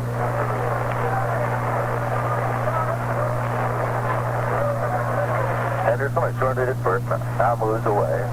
Stoneman lobs the throw over there, driving Kenny back to the bag.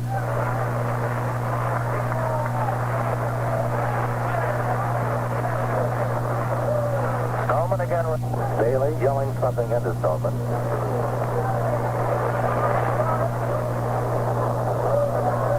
Henderson is shorted at first, now moves away. Stoneman lobs the throw over there, driving Kenny back to the bag.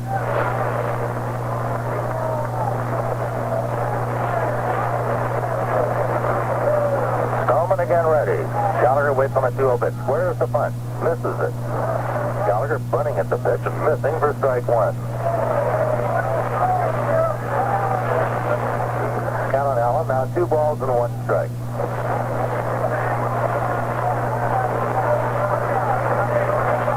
Gallagher now will have a conversation with John McNamara, the third base coach.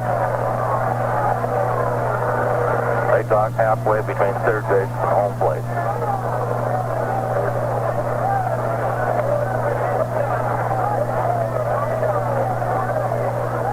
Gallagher moves back into the batter's box.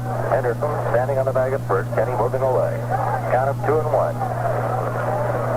On the first 3 pitches, Gallagher has indicated the bunt. That's the first 2. Bunted at the third. Gallagher again around the bunt. Bunts it down the first baseline. Jorgensen up with it. Takes a look at second, but now goes to first to Hunt covering. The sacrifice is successful as Henderson moves to second. Jorgensen to Hunt, 3-4 on the putout. Gary Maddox will be the Giants batter. Safe on an error in the second inning. Struck out swinging in the fifth.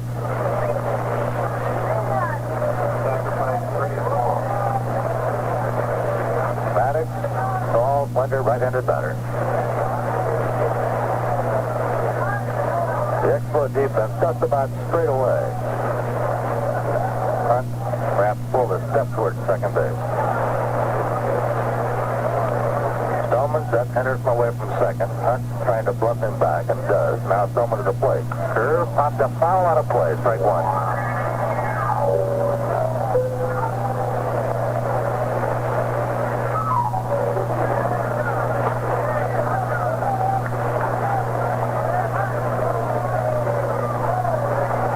time in the game the Giants have had the leadoff man on. I think that's the third time. Stillman ready. The 0-1 pitch to Maddox. Curve, swung on it, missed, strike two. Stillman in front of Maddox, 0-2. Henderson at second, 1 out. No score, top of inning number 7.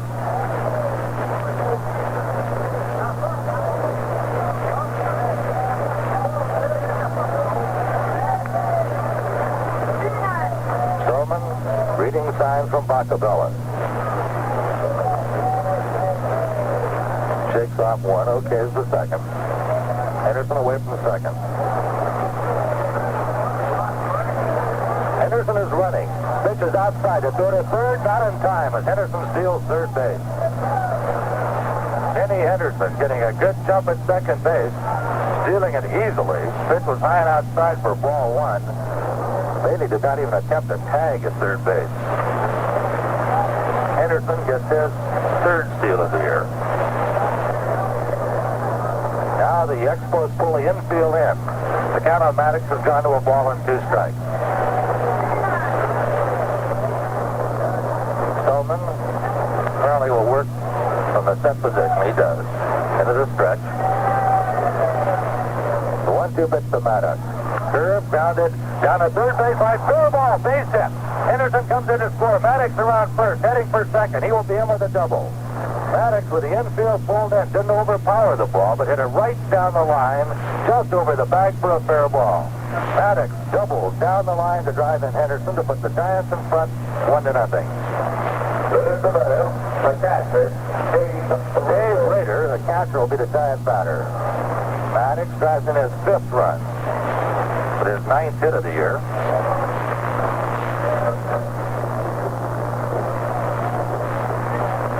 Henderson's steal at third base set up the whole thing because Maddox definitely did not overpower the ball, but with the infield drawn in, just enough on the ball to get it between Bailey and the line. Maddox away from second. Joe back to second. Maddox back in.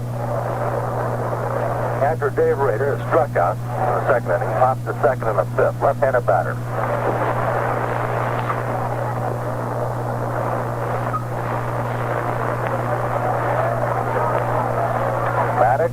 Who can run at second base.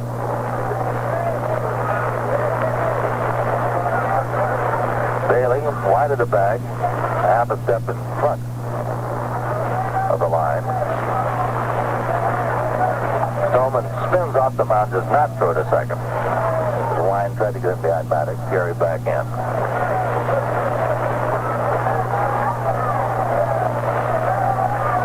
Stillman nods okay. Maddox with his lead at second. Line trying to keep him close. The pitch to Rader. Fastball. Low ball 1.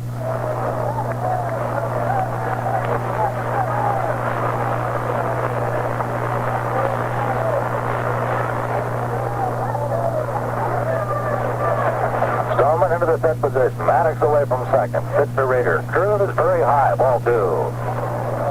2-0 count.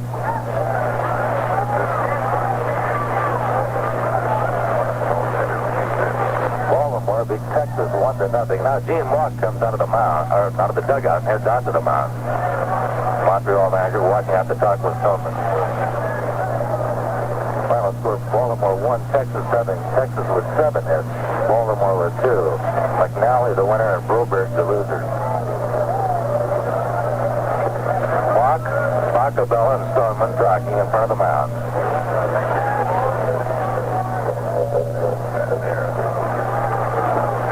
Henderson opened the inning with a base hit off Stoneman's leg, was sacrificed to second by Gallagher.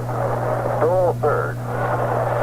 With the infield drawn in, Maddox bounced to double past Bailey, the third baseman. The count on Dave Rader, 2 balls and no strikes.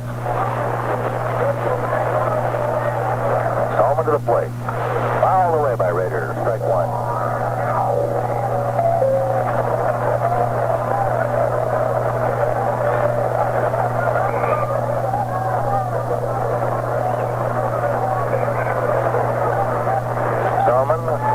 Looking at a Bacabella. Expo defense straight away. Stallman still looking at second. Now comes the plate 2-1 and misses high with a fastball. Ball 3. On deck for the Giants pitcher, Sam Mcdowell.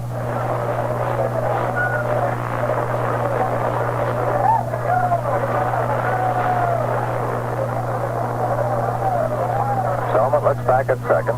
Looks again. The 3-1 pitch to Rader. High fly ball, short right center field. Mayshore coming in. Hunt goes out. Mayshore, the right fielder, crawls and makes the catch for out number 2. Rader fires to short right for the second out, and Sam Mcdowell will be the batter. McDowell struck out swinging in the third, was called out on strikes in the fifth. Old Sam, when he came to spring training, get him a lot of runs over here.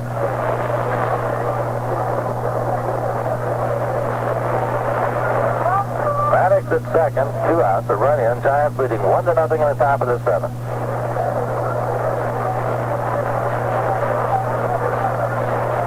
Maddox with his lead at second. Stoneman's pitch. Punted, back past Stoneman. Hunt over to his right to field. Will not do it. A burst throws to third. Maddox dives back in and just gets back in. As McDowell bunted the ball, sort of a little line drive, and they've scored it as an error on Stoneman. Whoopee. McDowell punched the ball, or bunted it with a little low liner past Stoneman. Hunt went to his right field. Had no chance to get McDowell through to third. Maddox rounded back, but got back in. Stoneman is charged with an error. Let it cool.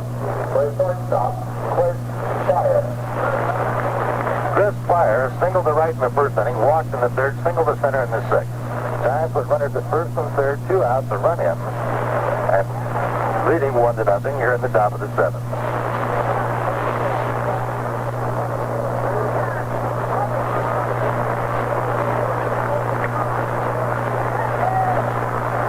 Stallman ready. Maddox down the line at third. McDowell away from first. Curve outside, ball 1.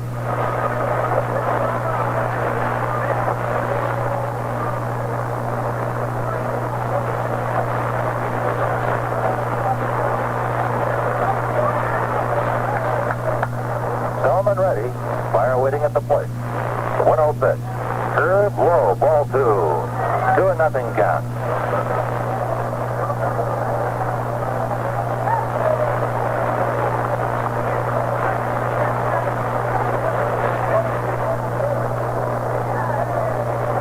Maddox and McDowell leads them third and first. It's the Spire. He checks his swing in time. It's outside, ball 3. Now Stallman behind 3 balls and no strikes. Tito Fuentes in the on-deck circle for the Giants.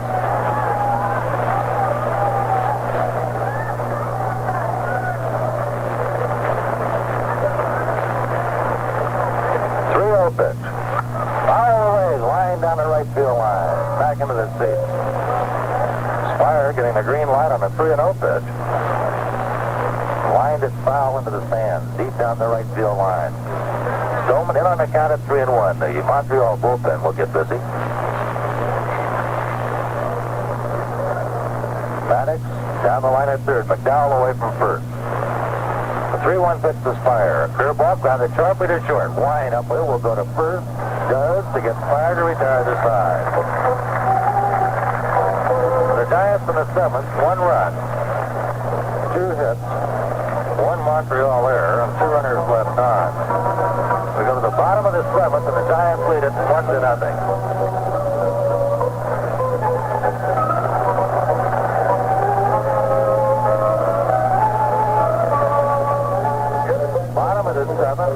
It'll be the middle of the order for Montreal against Sam Mcdowell. Other games, the National League after 5 innings. Los Angeles 3, New York 2. Downing for the Dodgers. Matlack for the Mets. Frank Robinson, home run for Los Angeles. San Diego beat Philadelphia 5-3. Clay Kirby, the winner. Woody Fryman, the loser.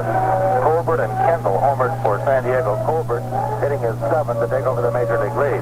Houston leads St. Louis 2-0 after 2.5. Roberts for the Astros. Bob Gibson for St. Louis. Pittsburgh 3, Atlanta 4 after 5.5. Oliver is homered for Pittsburgh. afternoon, Chicago beat Cincinnati 4-2. Pappas the winner and Gary Nolan the loser. The American League, Chicago over Detroit 7-0. Bradley the winner. Mealer the loser. Cleveland 7, Kansas City 2. Gaylord Perry the winner. Headland the loser. Alex Johnson homered for the Indians. Baltimore beat Texas 1-0. McNally the winner and Broberg the loser. After 3.5 innings, Minnesota 2, New York 0. Kekich for the Yankees. Gaylord for Jim Perry rather for the Twins. Harmon Killebrew is homered for Minnesota. Here we go to the bottom of the 7th. Giants leading 1-0. Jerry Johnson goes to the bullpen for San Francisco. Sam Mcdowell will face third baseman Bob Bailey, left fielder Ken Singleton, and center fielder Ron Wood. 4, 5, and 6 hitters. Bailey flied to center in the second inning. Then in the fourth on a 3-0 pitch, he lined to Gallagher at third. Tom Walker, right-hander, throwing in the bullpen for Montreal, and Jerry Johnson throwing for the Giants on the right field line. Bailey, right-handed batter, stands in against Sam Mcdowell. Fastball high, ball 1.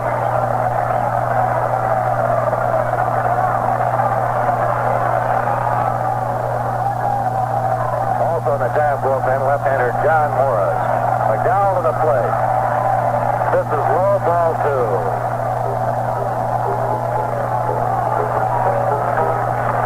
McDowell behind on Bailey. 2 balls and no strikes. Sam back to the plate 2-0. This is high inside, ball 3.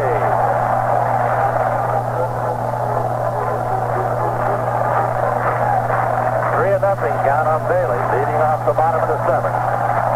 McDowell kicks and throws a fastball strike.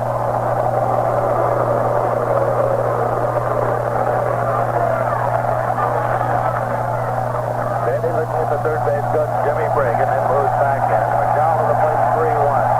Fastball drive to deep left. Maddox going back, still going back. Watches, this one is gone, a home run. Game is all tied up 1-1.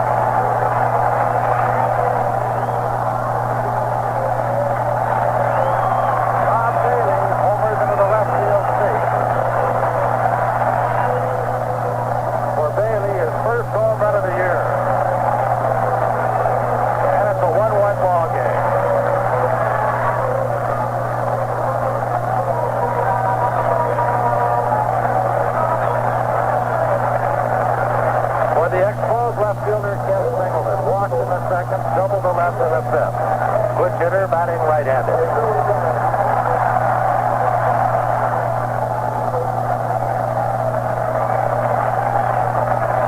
McDowell kicks and throws. Slow curve outside, ball 1.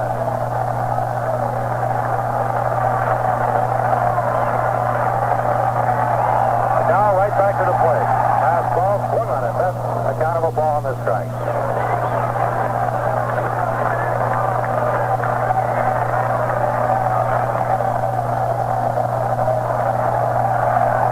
A 1-1 pitch to Singleton. Fastball too high. Ball 2. McDowell drops back on the count. 2 balls and 1 strike.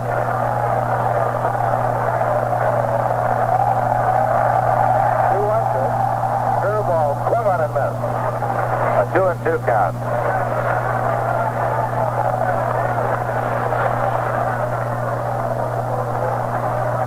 Both bullpens busy. Johnson and Morris for the Giants. Walker for the Expos.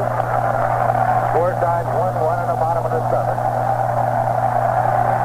2-2 pitch to Singleton. Low, ball 3. Raiders dropped out towards the mound. Now Gallagher will come in from his third base position.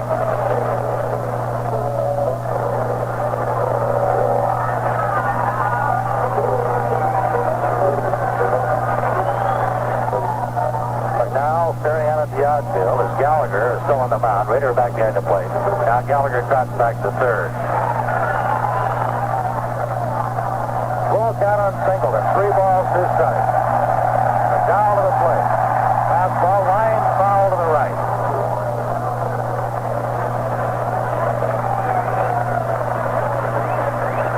Sam the bottom of the third to lead the Houston Astros 5-2 at the end of 3. McDowell standing with hands on him. Now Singleton is in the batter's box. McDowell and Rader ready to pay off pitch. 3-2 on its way. Swung on and miss. Breaking ball. Singleton strikes out for out number 1. McDowell gets his 5th strikeout. The batter for the Expos will be the center fielder Ron Woods, who was thrown out by McDowell in the 2nd inning and lined to center in the 5th.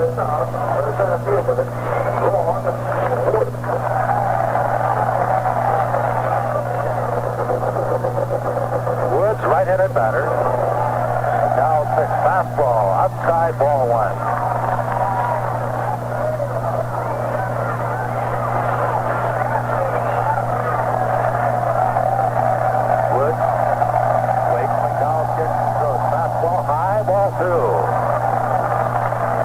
McDowell got behind Bailey in a home run. Behind Singleton, but came back to strike him out. 2-0 pitch. Fastball, misses low, ball 3. Now 3-0 count.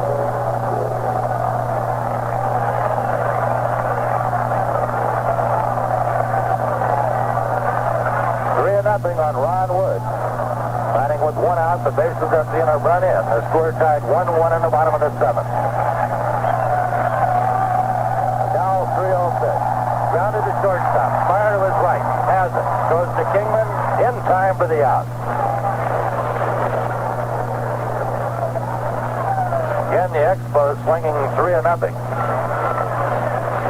And Woods grounds out for the 2nd out, and John Bacabella will be the batter. Called out on strikes for 3rd inning through an intentional walk in the 5th.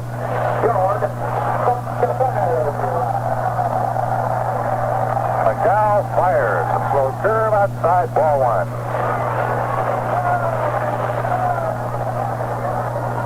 McDowell really working in a hurry now. Curve high, ball 2.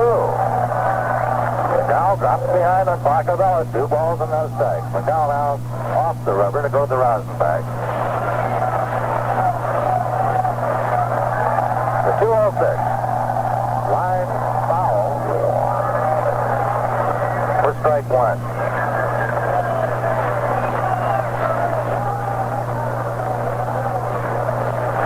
Two and 1 to count on the Expo catcher.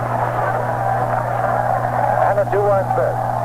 This is inside, a breaking pitch. McDowell now behind 3-1.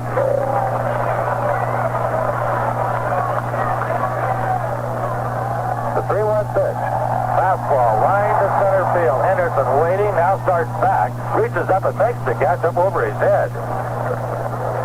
Bacabella retired, and so are the Expos, but here in the 7th, they get a run on 1 hit. Bailey's leadoff home run. No Giant errors, nobody left on at the end of 7 full. The Giants 1 and the Expos 1.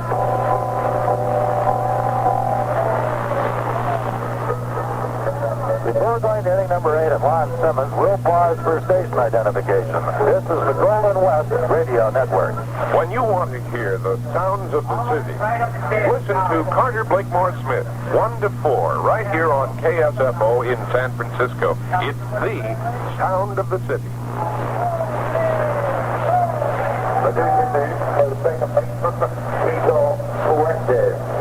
Tito Fuentes to lead off for the Giants. Tito is 1 for 2 as a sacrifice single and forced the runner. Then Bonds and Kingman as the Giants and the Expos tied at 1-1. The Giants return to Candlestick Park on the 16th, the twilight doubleheader. 5:30 game time in that one. Pitches inside for a ball, 1-0. Looking for the time of day that can get them to slump. Maybe 5:30 is the time. Thurman's 1-0 pitch. Line drive center field for a base hit. Woods over to field it, and 20's has his 2nd hit. Tito had he pulled that ball just a little bit more, had it in between him for extra bases, but Woods was able to scamper over and get it on the first hop. So now Bobby Bonds, who has flied out, hit into a double play and flying out again, is the batter. That hit, number 6 for the Giants.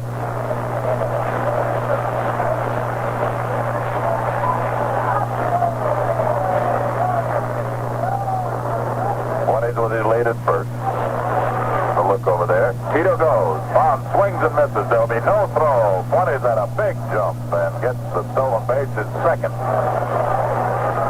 of the night.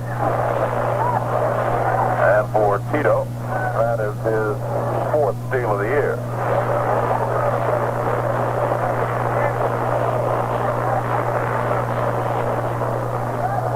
He's in scoring position. A one-strike count on Bond.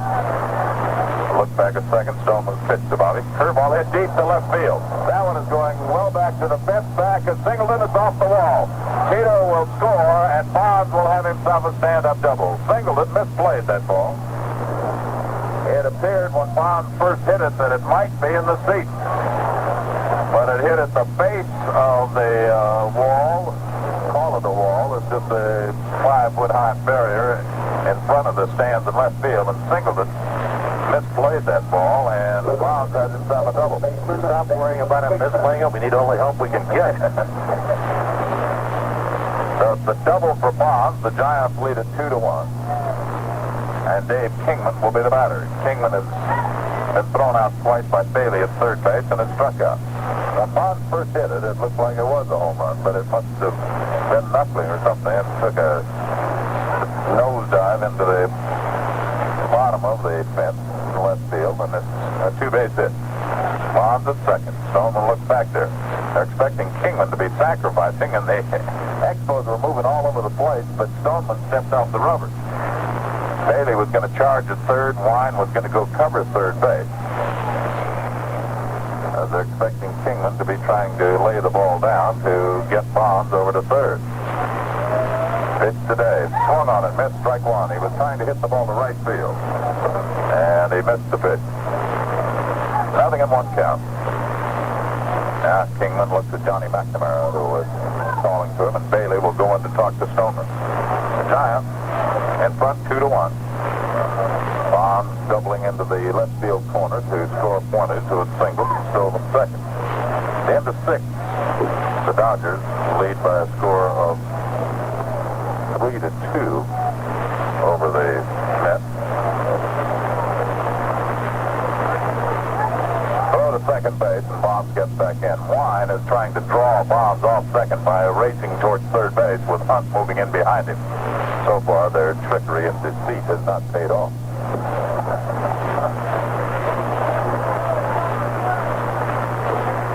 Out of a strike on Kingman with nobody down. Bonds leads the way at second. Trying to get a big lead. The pitch, Kingman bumped it and fouled it. Kingman tried to push it down the first base side and fouled it off. So it's an 0-2 count on Dave. And he looks now at McNamara. Giants trying to get a little extra for McDowell. They have a 1-run lead for him now, 2-1. Kingman is down to an 0-2 count, trying to move Bonds over to third at least. And now he's going to have to be protecting the plate. He can't worry too much where he hits it. He's trying to hit it. Stoneman stretch. Bonds with his lead at second. The pitch. Kingman takes the fastball outside for 1-2. Dave can just about figure that Stoneman isn't going to throw much of a fastball, or he can hit it. Throw it out of the plate. He's going to be getting breaking stuff from Stoneman unless Bill decides to really surprise him. Pitch to Kingman, curveball, line drive, base hit down the left field line. Bonds will score easily as he rounds third and heads for the plate. Kingman is trying for 2. The throw is not in time. It'll be a double for Kingman, and Kingman has hurt himself. Kingman pulls up lame at second base. Now let's see what happened to Kingman. Dave is limping at second. He probably just twisted his ankle a bit. I hope that's all. The Giants lead by a score now of 3-1 as Kingman drives in his 23rd run of the year. And manager Charlie Fox, trainer Leo Hughes out to talk to Kingman. He's walking around all right. It seems as though maybe he just twisted an ankle as he was getting to second base, but he's still limping as he stands at second. Of course, it takes an operation to get Kingman out of the lineup. But Dave says he's all right, and he remains at second base. When he first pulled up, it looked as though he might have pulled a hamstring or something the way he stopped at second base. Kenny Anderson is going to be given an intentional pass. Mike Marshall throwing in the bullpen now for the Expos. Anderson will be given the free transportation.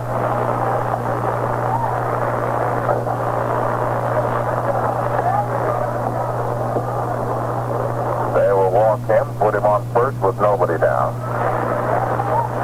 Kingman at second base. A single by 20. Doubles by Bonds and Kingman. The Giants have taken a 3-1 lead. Anderson now goes to first base. The Giants have been hitting the ball in the late innings of the ball games, but ordinarily they've not been close enough to have it do any good. Now Gene Hawk comes to the mound and points to the bullpen, and Mike Marshall, his eighth reliever, will be called upon here as Stoneman goes 7+ innings. Has been charged with 3 runs.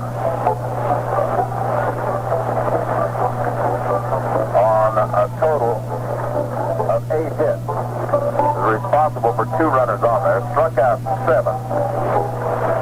And walked just 2 men. Stoneman gets a hand as he leaves. And Mike Marshall. I told you it wasn't cold, Bill. Marshall comes in. He doesn't have a sweatshirt on or anything. Rocky right-hander will be pitching to Alan Gallagher with nobody down. Runners at first and second. The Giants in front, 3-1. San Diego defeated Philadelphia 5-3. We're set to go now as Alan Gallagher is up here, and he fouls off the first pitch for strike one. Marshall delivering a fastball, and Gallagher turned to bunt and fouls it off. It's a strike one count. Marshall working in this 8th inning as the Giants have scored 2 runs, have nobody down, have Henderson at first and Kingman at second. Gallagher has struck out, flied out, and sacrificed, and he's trying to sacrifice again this time, or at least he was on the first pitch. Marshall takes the stretch. Gallagher turns to bunt. Busted down the third baseline foul, and it's a strike 2 count. 0-2, the count to Gallagher. So now, the manager Charlie Fox tries to have Gallagher bunt with 2 strikes on him, or has him swinging away. At first base, Jorgensen is playing up as though he expects Gallagher's going to try to bunt the ball again. He is right up on the infield grass, well in front of Henderson, the base runner at first. But Bailey, the third baseman, is backed up. Stretch for the 0-2 pitch. Gallagher check swing roller to the right side. It is fouled by Jorgensen, and everybody will be safe all the way around. Jorgensen going to his right was going to try to field that ball and throw to second. It's a check swing roller. He couldn't come up with the ball, and it will be ruled as a base hit. They'll give Gallagher a base hit on that check swing. The bases are loaded as Kingman went to third. Anderson is at second and Gallagher at first. Gallagher was going to swing at the ball, but changed his mind. It rolled to the right of the mound. And as Jorgensen ran towards second, he wanted to field the ball and throw to second for the force out on Henderson. But he didn't come up with the ball. It rolled past him, and now the bases are loaded. The Expos will bring the infield in.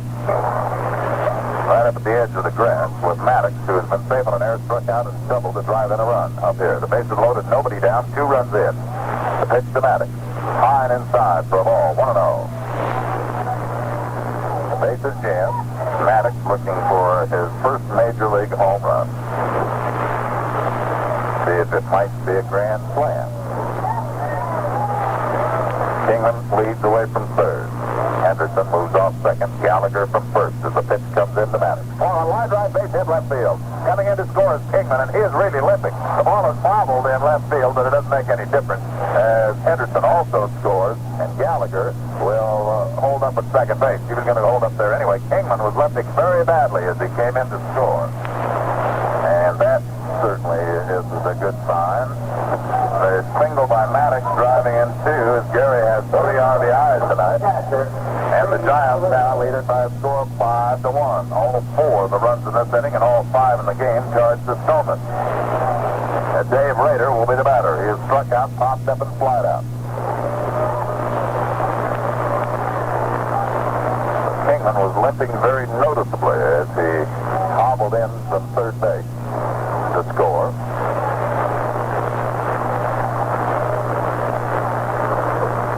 Over at first, Maddox. At second base is Gallagher. The Giants now with 10 hits for their 5 runs. Pitch to Rader, a curveball. He lays off it low for a ball. Still nobody out. Giants have had 6 consecutive batters to reach first base safely. 5 hits and a walk.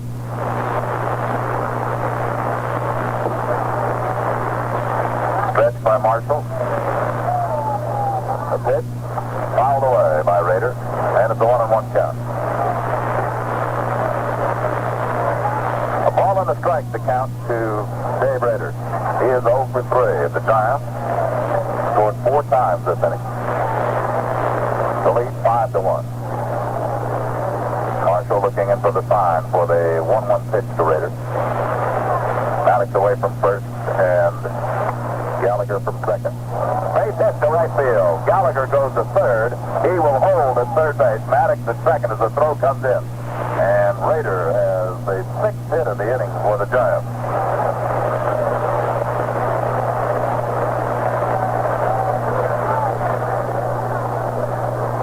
Little third. The pitcher. Giants with 6 hits in the inning.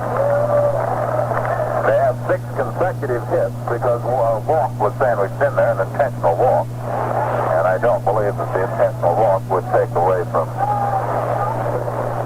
consecutive base hits. I don't think it's not charged as a time at bat. So the Giants have the bases loaded again, and Sam Mcdowell will be the batter. The 3rd consecutive hit off Mike Marshall. At third is Gallagher, at second is Maddox, at first is Rader. Sam Mcdowell, who is 0 for 3, actually. McDowell swings and misses strike 1.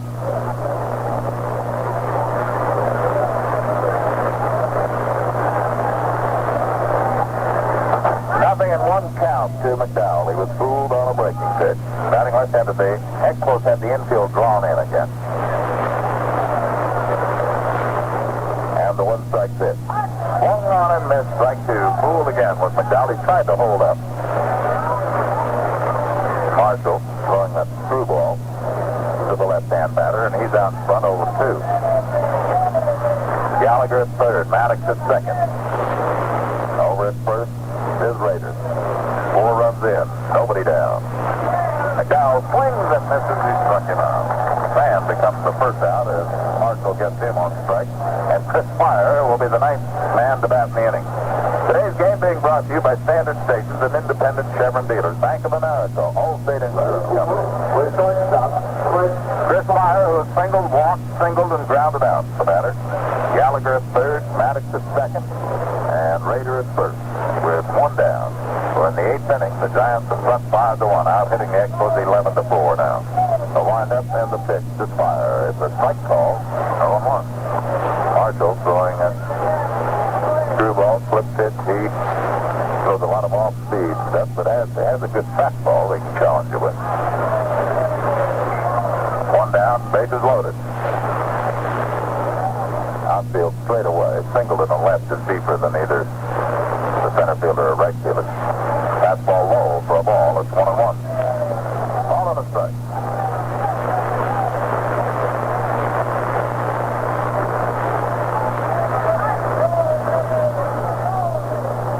Count of 1-1 to Chris Fire. Marshall taking lots of time. Into the windup. The right-hander delivers to Fire. Breaking pitch misses for ball 2.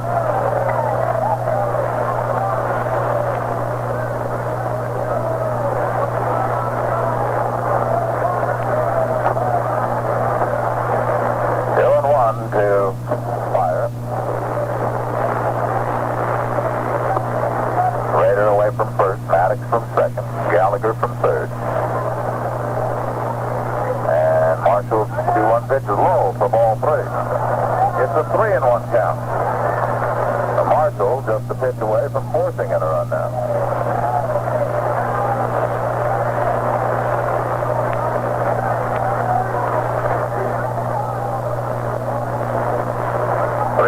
ask umpire, see if Chris has the go-ahead on the 3-1 pitch.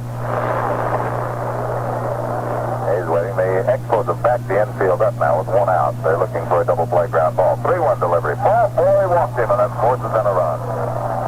Fire getting an RBI. It's the first run off Marshall, charged to him. And now it is a 6-1 Giant lead. They've scored 5 times here in this inning.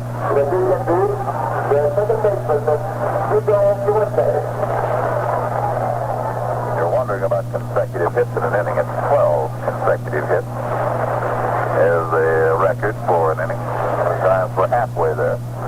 Tito Fuentes, who started off the inning with a single, is up here to bat against Marshall. Swings, lines it into right center field. That will be it for a base hit. 1 run will score as Maddox comes in. Rader is being waved to the plate. Here comes the throw, and he is out at the plate. Rader, for some reason, held up at second base on that ball by Fuentes. There was a base hit all the way. And then it was, when he was waved in, the throw, the relay from Ron Hunt, nailed him at the plate. Fuentes gets a single and an RBI. As Maddox comes in to score, Rader is thrown out from Mayshore to Hunt to the catcher, Parc. And Bobby Bonds, now who doubled the drive in a run in this inning, will be the batter.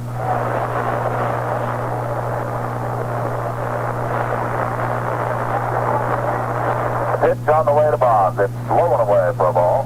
2 men down. 6 runs in the inning. The Giants lead by a score of 7-1. Fire went to second and held on 20 singles. Rader cut down at the plate. Bonds, the 11th man to bat in the inning.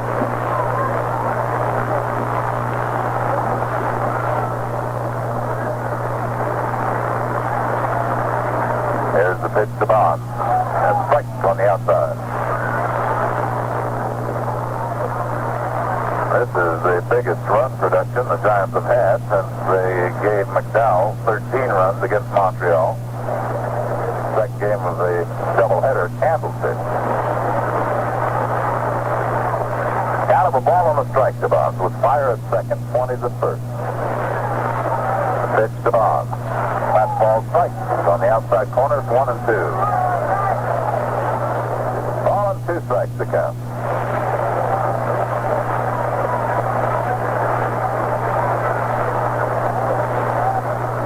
Bonds waiting at the plate. Runners at first and second as the Giants send 11 men to the plate here in this 8th inning. Bonds the 11th man. Marshall stretch the pitch to Bonds. Strike 3 call. Bonds is out on strike. Here in the 8th for the Giants.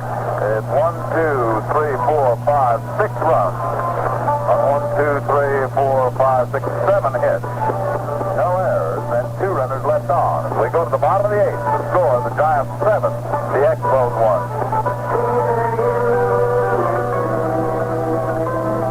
Imagine a room 4,000 feet long, 625 feet wide, and 300 feet high. It's part of a house 25 miles long. The main inhabitants are bats and snow-white crickets. It's the big room at Carlsbad Caverns, New Mexico. Quite a sight. And Chevrolet is building a better way for the station wagon family to get there. Our own versions of the big room. There are Chevrolet and Chevelle wagons that seat 8 people, a Suburban that holds 9, and a sport van that'll carry 12, and even a little wagon for little families, Vega Campback. Why do we have the largest selections in wagons of anybody? Because if you're a station wagon family, Chevrolet wants your next one to be the best you ever owned, to take you to places like Carlsbad Caverns.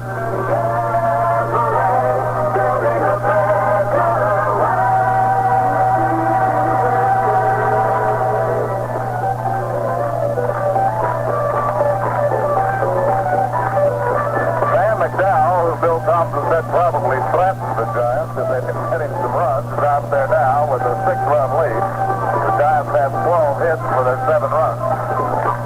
Other finals, San Diego beat Philadelphia 5-3. And the Cubs beat Cincinnati 4-2. In the American League, the White Sox 7, Detroit 0, Cleveland 1, Kansas City 2, Baltimore 1, Texas 0. And Bobby Wine for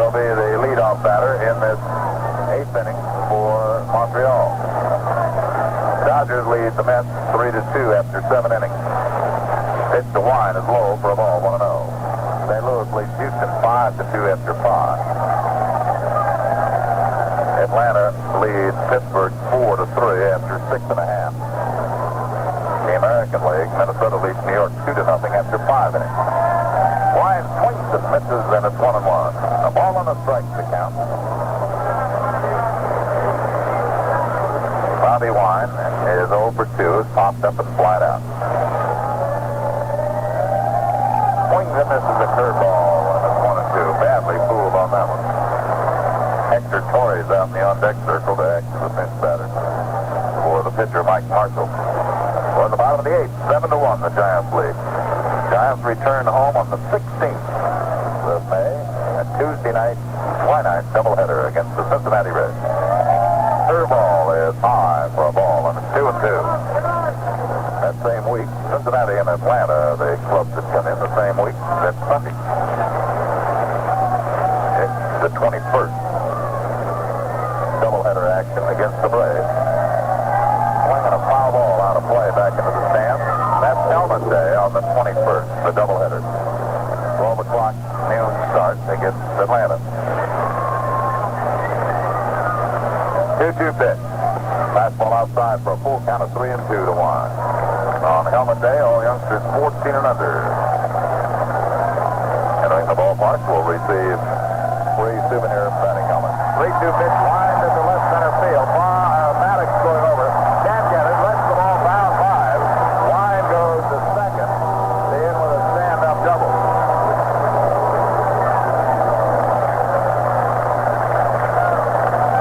Wine hit that one solidly into left center field, and Maddox went over. The ball hit at his feet. Got himself tangled up, and it went by him to the wall for 2 bases. Hit number 5 off McDowell. Hitting for the pitcher, that's the old man saying. Number 25. Hector Torres.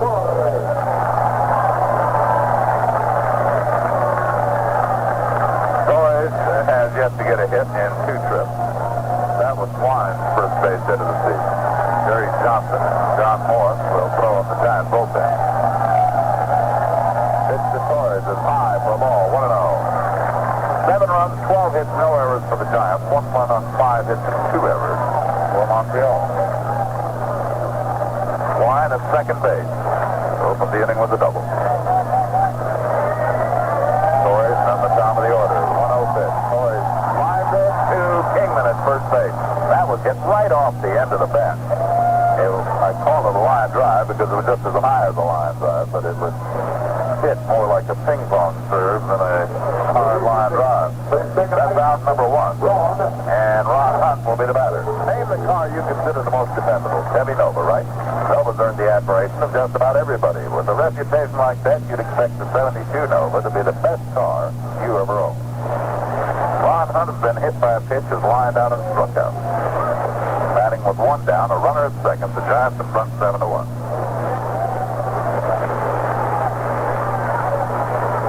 Wine is the Montreal base runner at second base. Hunt choking up on the bat, waiting as McDowell gets the sign from Raiders. His stretch and the pitch. Swung on top down. Into short left.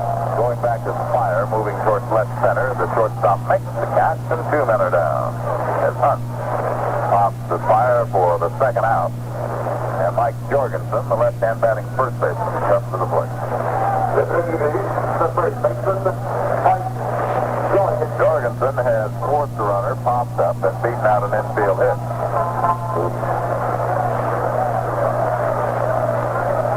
Sam Mcdowell with a 7-1 lead. Takes the stretch as Wine leads away from second. The pitch to Jorgensen. Curveball line foul down the right field line. 7-1.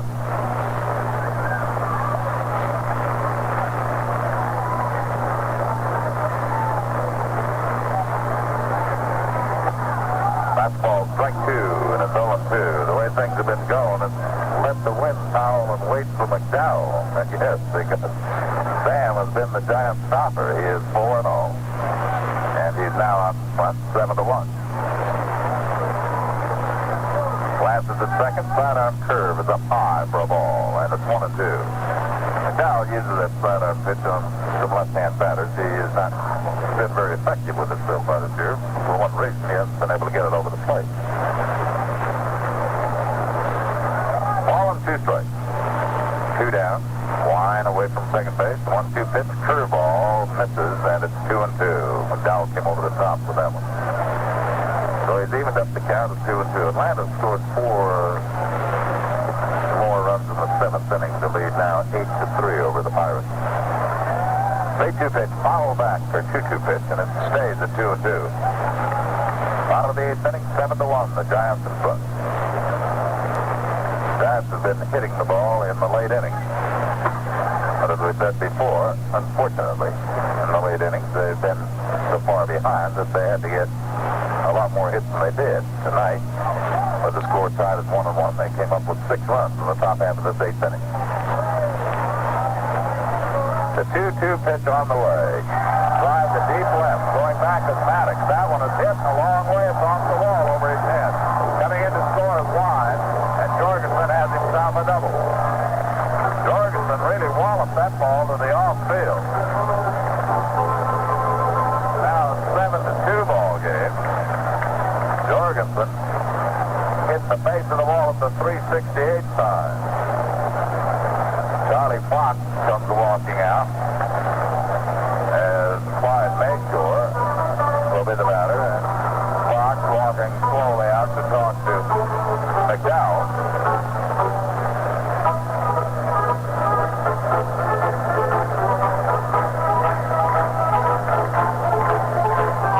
Parc talking to McDowell with the rest of the Giants gathered around. It's a short conversation. Charlie probably wanting to go out and give McDowell a breather for a moment.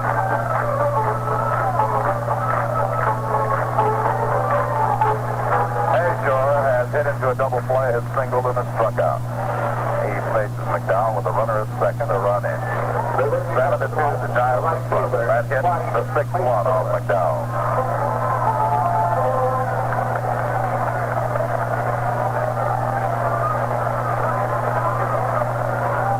Sam working from a stretch. The pitch to Mayshore. Bounded, foul. Fair ball past third. And Gallagher is really charging the umpire to throw into second.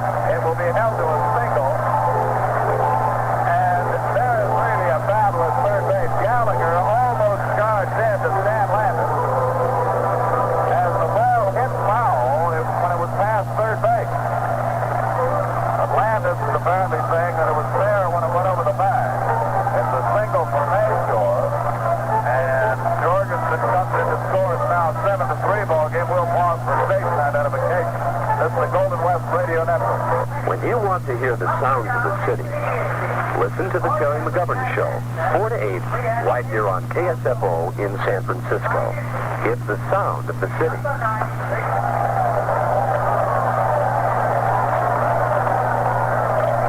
The Expos come rolling back with 2 runs, and Bob Bailey with a home run in the 7th inning to the ground. Over at first to Mayshore, 3 hits in the inning. Now a 7-3 ball game. Now, stomping around a bit on the mound. Gallagher came very close to getting thrown out of the ball game. He charged Landis, almost bumped into it. Pitch to Bailey. A curveball is a strike. And Rader and McDowell were mixed up on the side that time. Rader was standing up. And I don't know if he were mixed up or if he just wasn't ready for McDowell to deliver the pitch, but Rader had a heck of a time catching that curveball. Strike 1 pitch. Bailey checked his swing. And Harvey checked with the first base umpire, Bob Engel, who said no, he didn't swing at it. So it's 1-1. 2 down, 2 runs in. 7-3, the Giants lead. 7 hits now for the Expos. McDowell struggling here in the 8th inning. Pitch to Bailey. Outside for a ball, and 2-1. He turned that pitch over. Looks like a screwball that was missed outside to the right-hand batter. So 2 balls and 1 strike. 2 down, a runner at first. McDowell working rapidly, the 2-1 pitch. Found it over McDowell's glove. Fires Dodgers, has it. Lefty throw to first in time.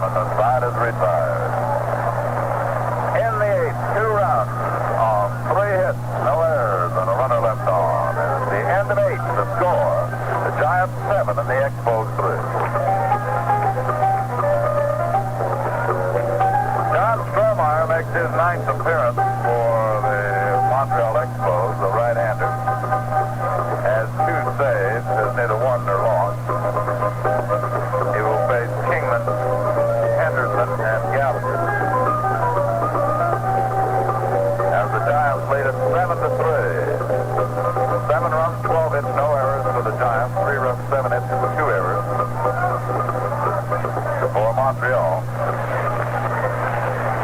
And Dave Kingman, who is 1 for 4 with an RBI, is up here.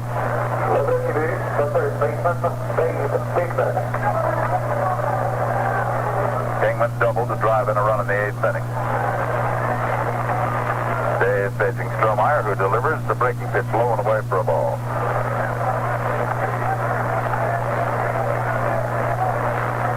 Count of 1-0. 1-0 pitch. Strikes on the outside, 1-1. Slider that caught the outside corner. The outfield deep, the infield backed up.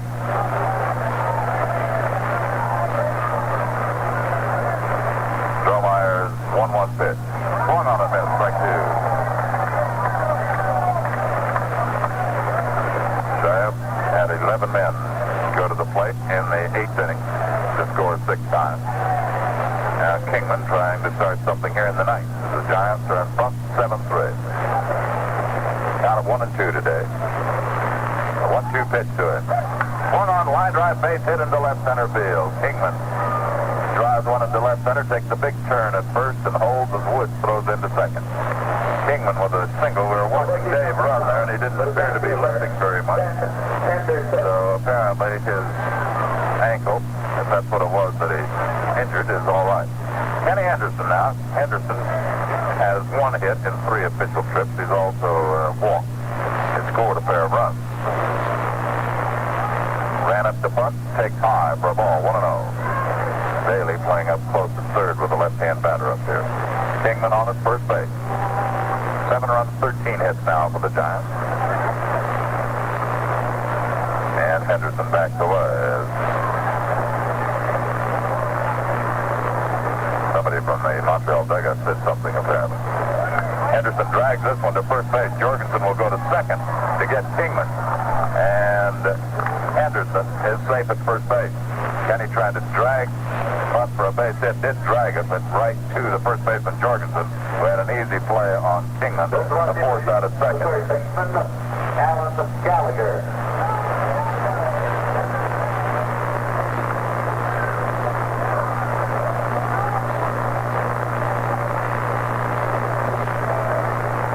One out, 1 on. And Alan Gallagher, who has 1 hit in 3 official trips, will be the batter. Henderson runs, Gallagher swings and fouls it. Strike 1. Henderson at first with 1 out. The Dodgers and Mets are now tied at 3-3 according to the scoreboard here. I don't have that on our ticker yet, do we, or do we?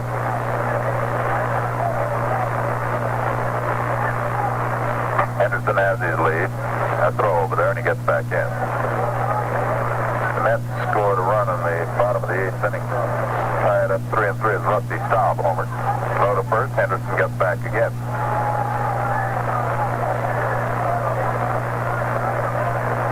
Henderson with a pretty good sized lead. Strohmeyer comes to the plate. Ground ball to second base for the double play. Hunt to second for 1. Wide throw to first, double play. No runs on a hit, no errors, and no one left on. And as we go to the bottom of the 9th, the score, the Giants 7 and the Expos 3.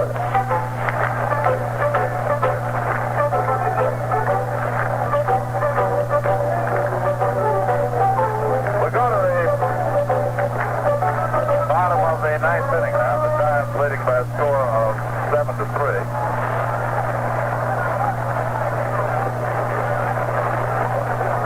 And Ken Singleton will be the leadoff batter for the Expos.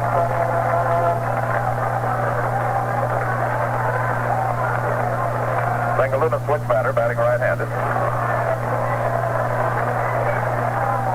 Pitch to Singleton is high for a ball, 1-0. Singleton has walked, doubled, and struck out.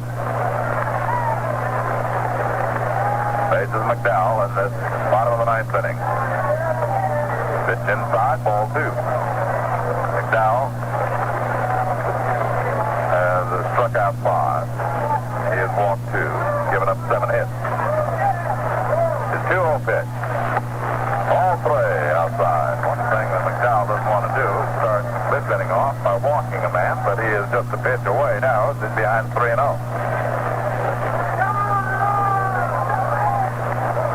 And Sam's 3-0 pitch. Fastball is a strike, 3-1. Sam just motioned that he was going to throw a fastball that time.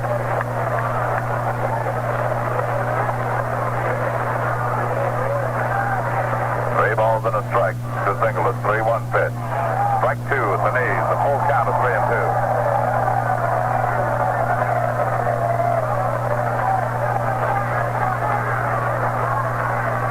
And the 3-2 pitch is swung on and fouled. It bounds away from Rader. He chased it. I guess Dave didn't think that ball was fouled off. But Singleton just barely picked it with the bat. So it stays at a full count of 3-2. Singleton and Woods and Macabella against Sam Mcdowell in the bottom of the 9th inning. Giants trying to even the series here. Tomorrow, Ron Bryant will go for San Francisco. 3-2 pitch, swung on and missed. McDowell took something off that pitch. He'd been throwing all fastballs to Singleton. He changed up on him on the 3-2 pitch, got it over. McDowell swung and, Singleton swung it. So that's out number 1. Now Ron Woods, who is 0 for 3, will challenge McDowell with 1 down and the base is empty. The pitch to Woods, the breaking pitch misses someplace and it's ball 1. Now, thought he had that one in there for a strike. Right-hand batting Woods.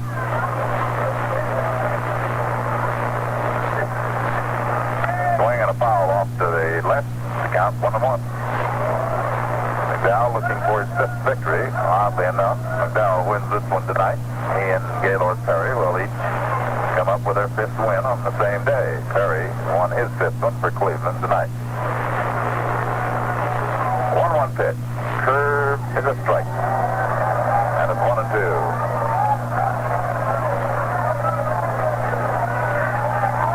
McDowell is in front of Woods with a 1-2 count. Rader sets the target for Sam. His 1-2 pitch.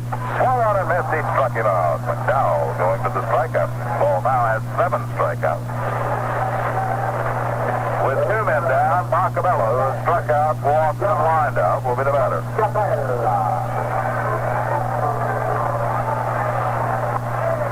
2 down, bases empty. Bottom of the 9th. The Giants leading 7-3.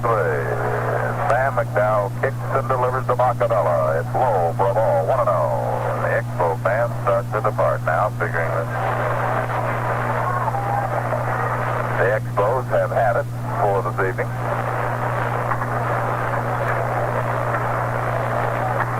11,031 here tonight. Boy, they Montreal crowds really show me something.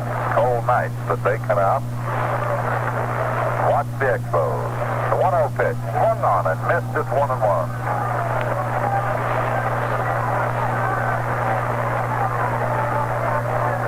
A ball on a strike to count to the right-hand batting John Macabella. A 1-1 pitch to him. Ground ball, foul ball, knocked down by Gallagher behind third base. Count to 1-2. Gallagher, as he walks by Stan Landis, I imagine, is probably saying something about Landis' call on that ball that Mayshore hit in the 8th inning. McDowell in front, a ball and 2 strikes. 2 down, bases empty, bottom of the 9th. The 1-2 pitch. Swung on and missed. He struck out the side. McDowell gets his 8th strikeout and fans aside in the 9th inning. No runs, no hits, no errors. Nobody left off. And the final total of tonight's ball game. The Giants 7 runs on 13 hits, no errors. The Expos 3 runs on 7 hits and 2 errors. The winning pitcher is Sam Mcdowell, now 5-0. And the losing pitcher is Bill Stolman, now 3-3. This is Lon Simmons for Bill Thompson, our producer Rich Smalley, reminding you to stay tuned for the Giants clubhouse programs which follows, inviting you to be back with us tomorrow evening for the Giants Expos game from Montreal. Broadcast time 4:45 p.m. Pacific Daylight Time. Our network engineer was Matt Hilliard. The final score again, the Giants 7, the Expos 3.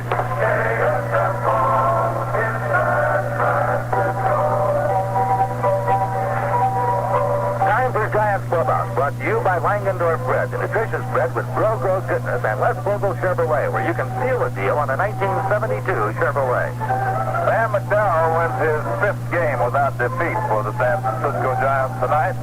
It was no easy one for Sam until the 8th inning, because neither team could score a run as Mcdowell and Bill Stillman battled through the first 6 innings in scoreless fashion. The Giants, through the first 6, had 3 hits, a single by Spire, a single by Fuentes, and another single by Spire. In fact, Spire was perfect with 2 singles and a walk up to that point. The Expos had base runners in the first when Hunt was hit by a pitch as the leadoff batter, but a double play erased the runner. A walk to Singleton in the second, but he was picked off by McDowell. Then a single by Mayshore in the 4th. A double and a walk, a double to Singleton, and a walk to Montebello in the 5th. McDowell got out of it, and then an infield hit by Jorgensen in the 6th. The Giants scored first in the 7th inning when Henderson singled, hit a line shot off Stoneham for a base hit. Stoneman, that is. Gallagher sacrificed him to second, and then Maddox doubled down the third baseline after Henderson had stolen third base. Maddox doubled into the left field corner to drive in the first run of the game. But Bob Bailey homered off McDowell in the bottom of the 7th inning as the leadoff batter to tie it up at 1-1. However, in the 8th inning, the Giants sent 11 men to the plate to drive Stoneham out and continue against his relief, Mike Marshall. When he's opened with a single, Bonds doubled him home. Kingman doubled home Bonds. Henderson walked. Gallagher beat out an infield hit. Maddox singled to drive in 2. Raiders singled. Spire walked and 20 singled. So the Giants wound up with 6 runs. And although Montreal came back with 2 in the bottom of the 8th on doubles by Bobby Wine and Jorgensen and a single by Mayshore, McDowell struck out the side in the 9th inning to preserve the win, his 5th. The total, the Giants 7 runs on 13 hits, no errors. The Expos 3 runs on 7 hits and 2 errors. McDowell now 5-0. Stoneman, the loser, is 3-3. Bill Thompson will be introducing his special guest. Now let's go to Bill Thompson. Well, a great deal of pleasure tonight to be doing the post-game interview, talking to a Giant ball player. Our guest is Jarry Maddox, who drove in 3 of the Giant runs, drove in the first one to break up a 0-0 ball game, and drove in 2 more in the Giants' big inning. Jarry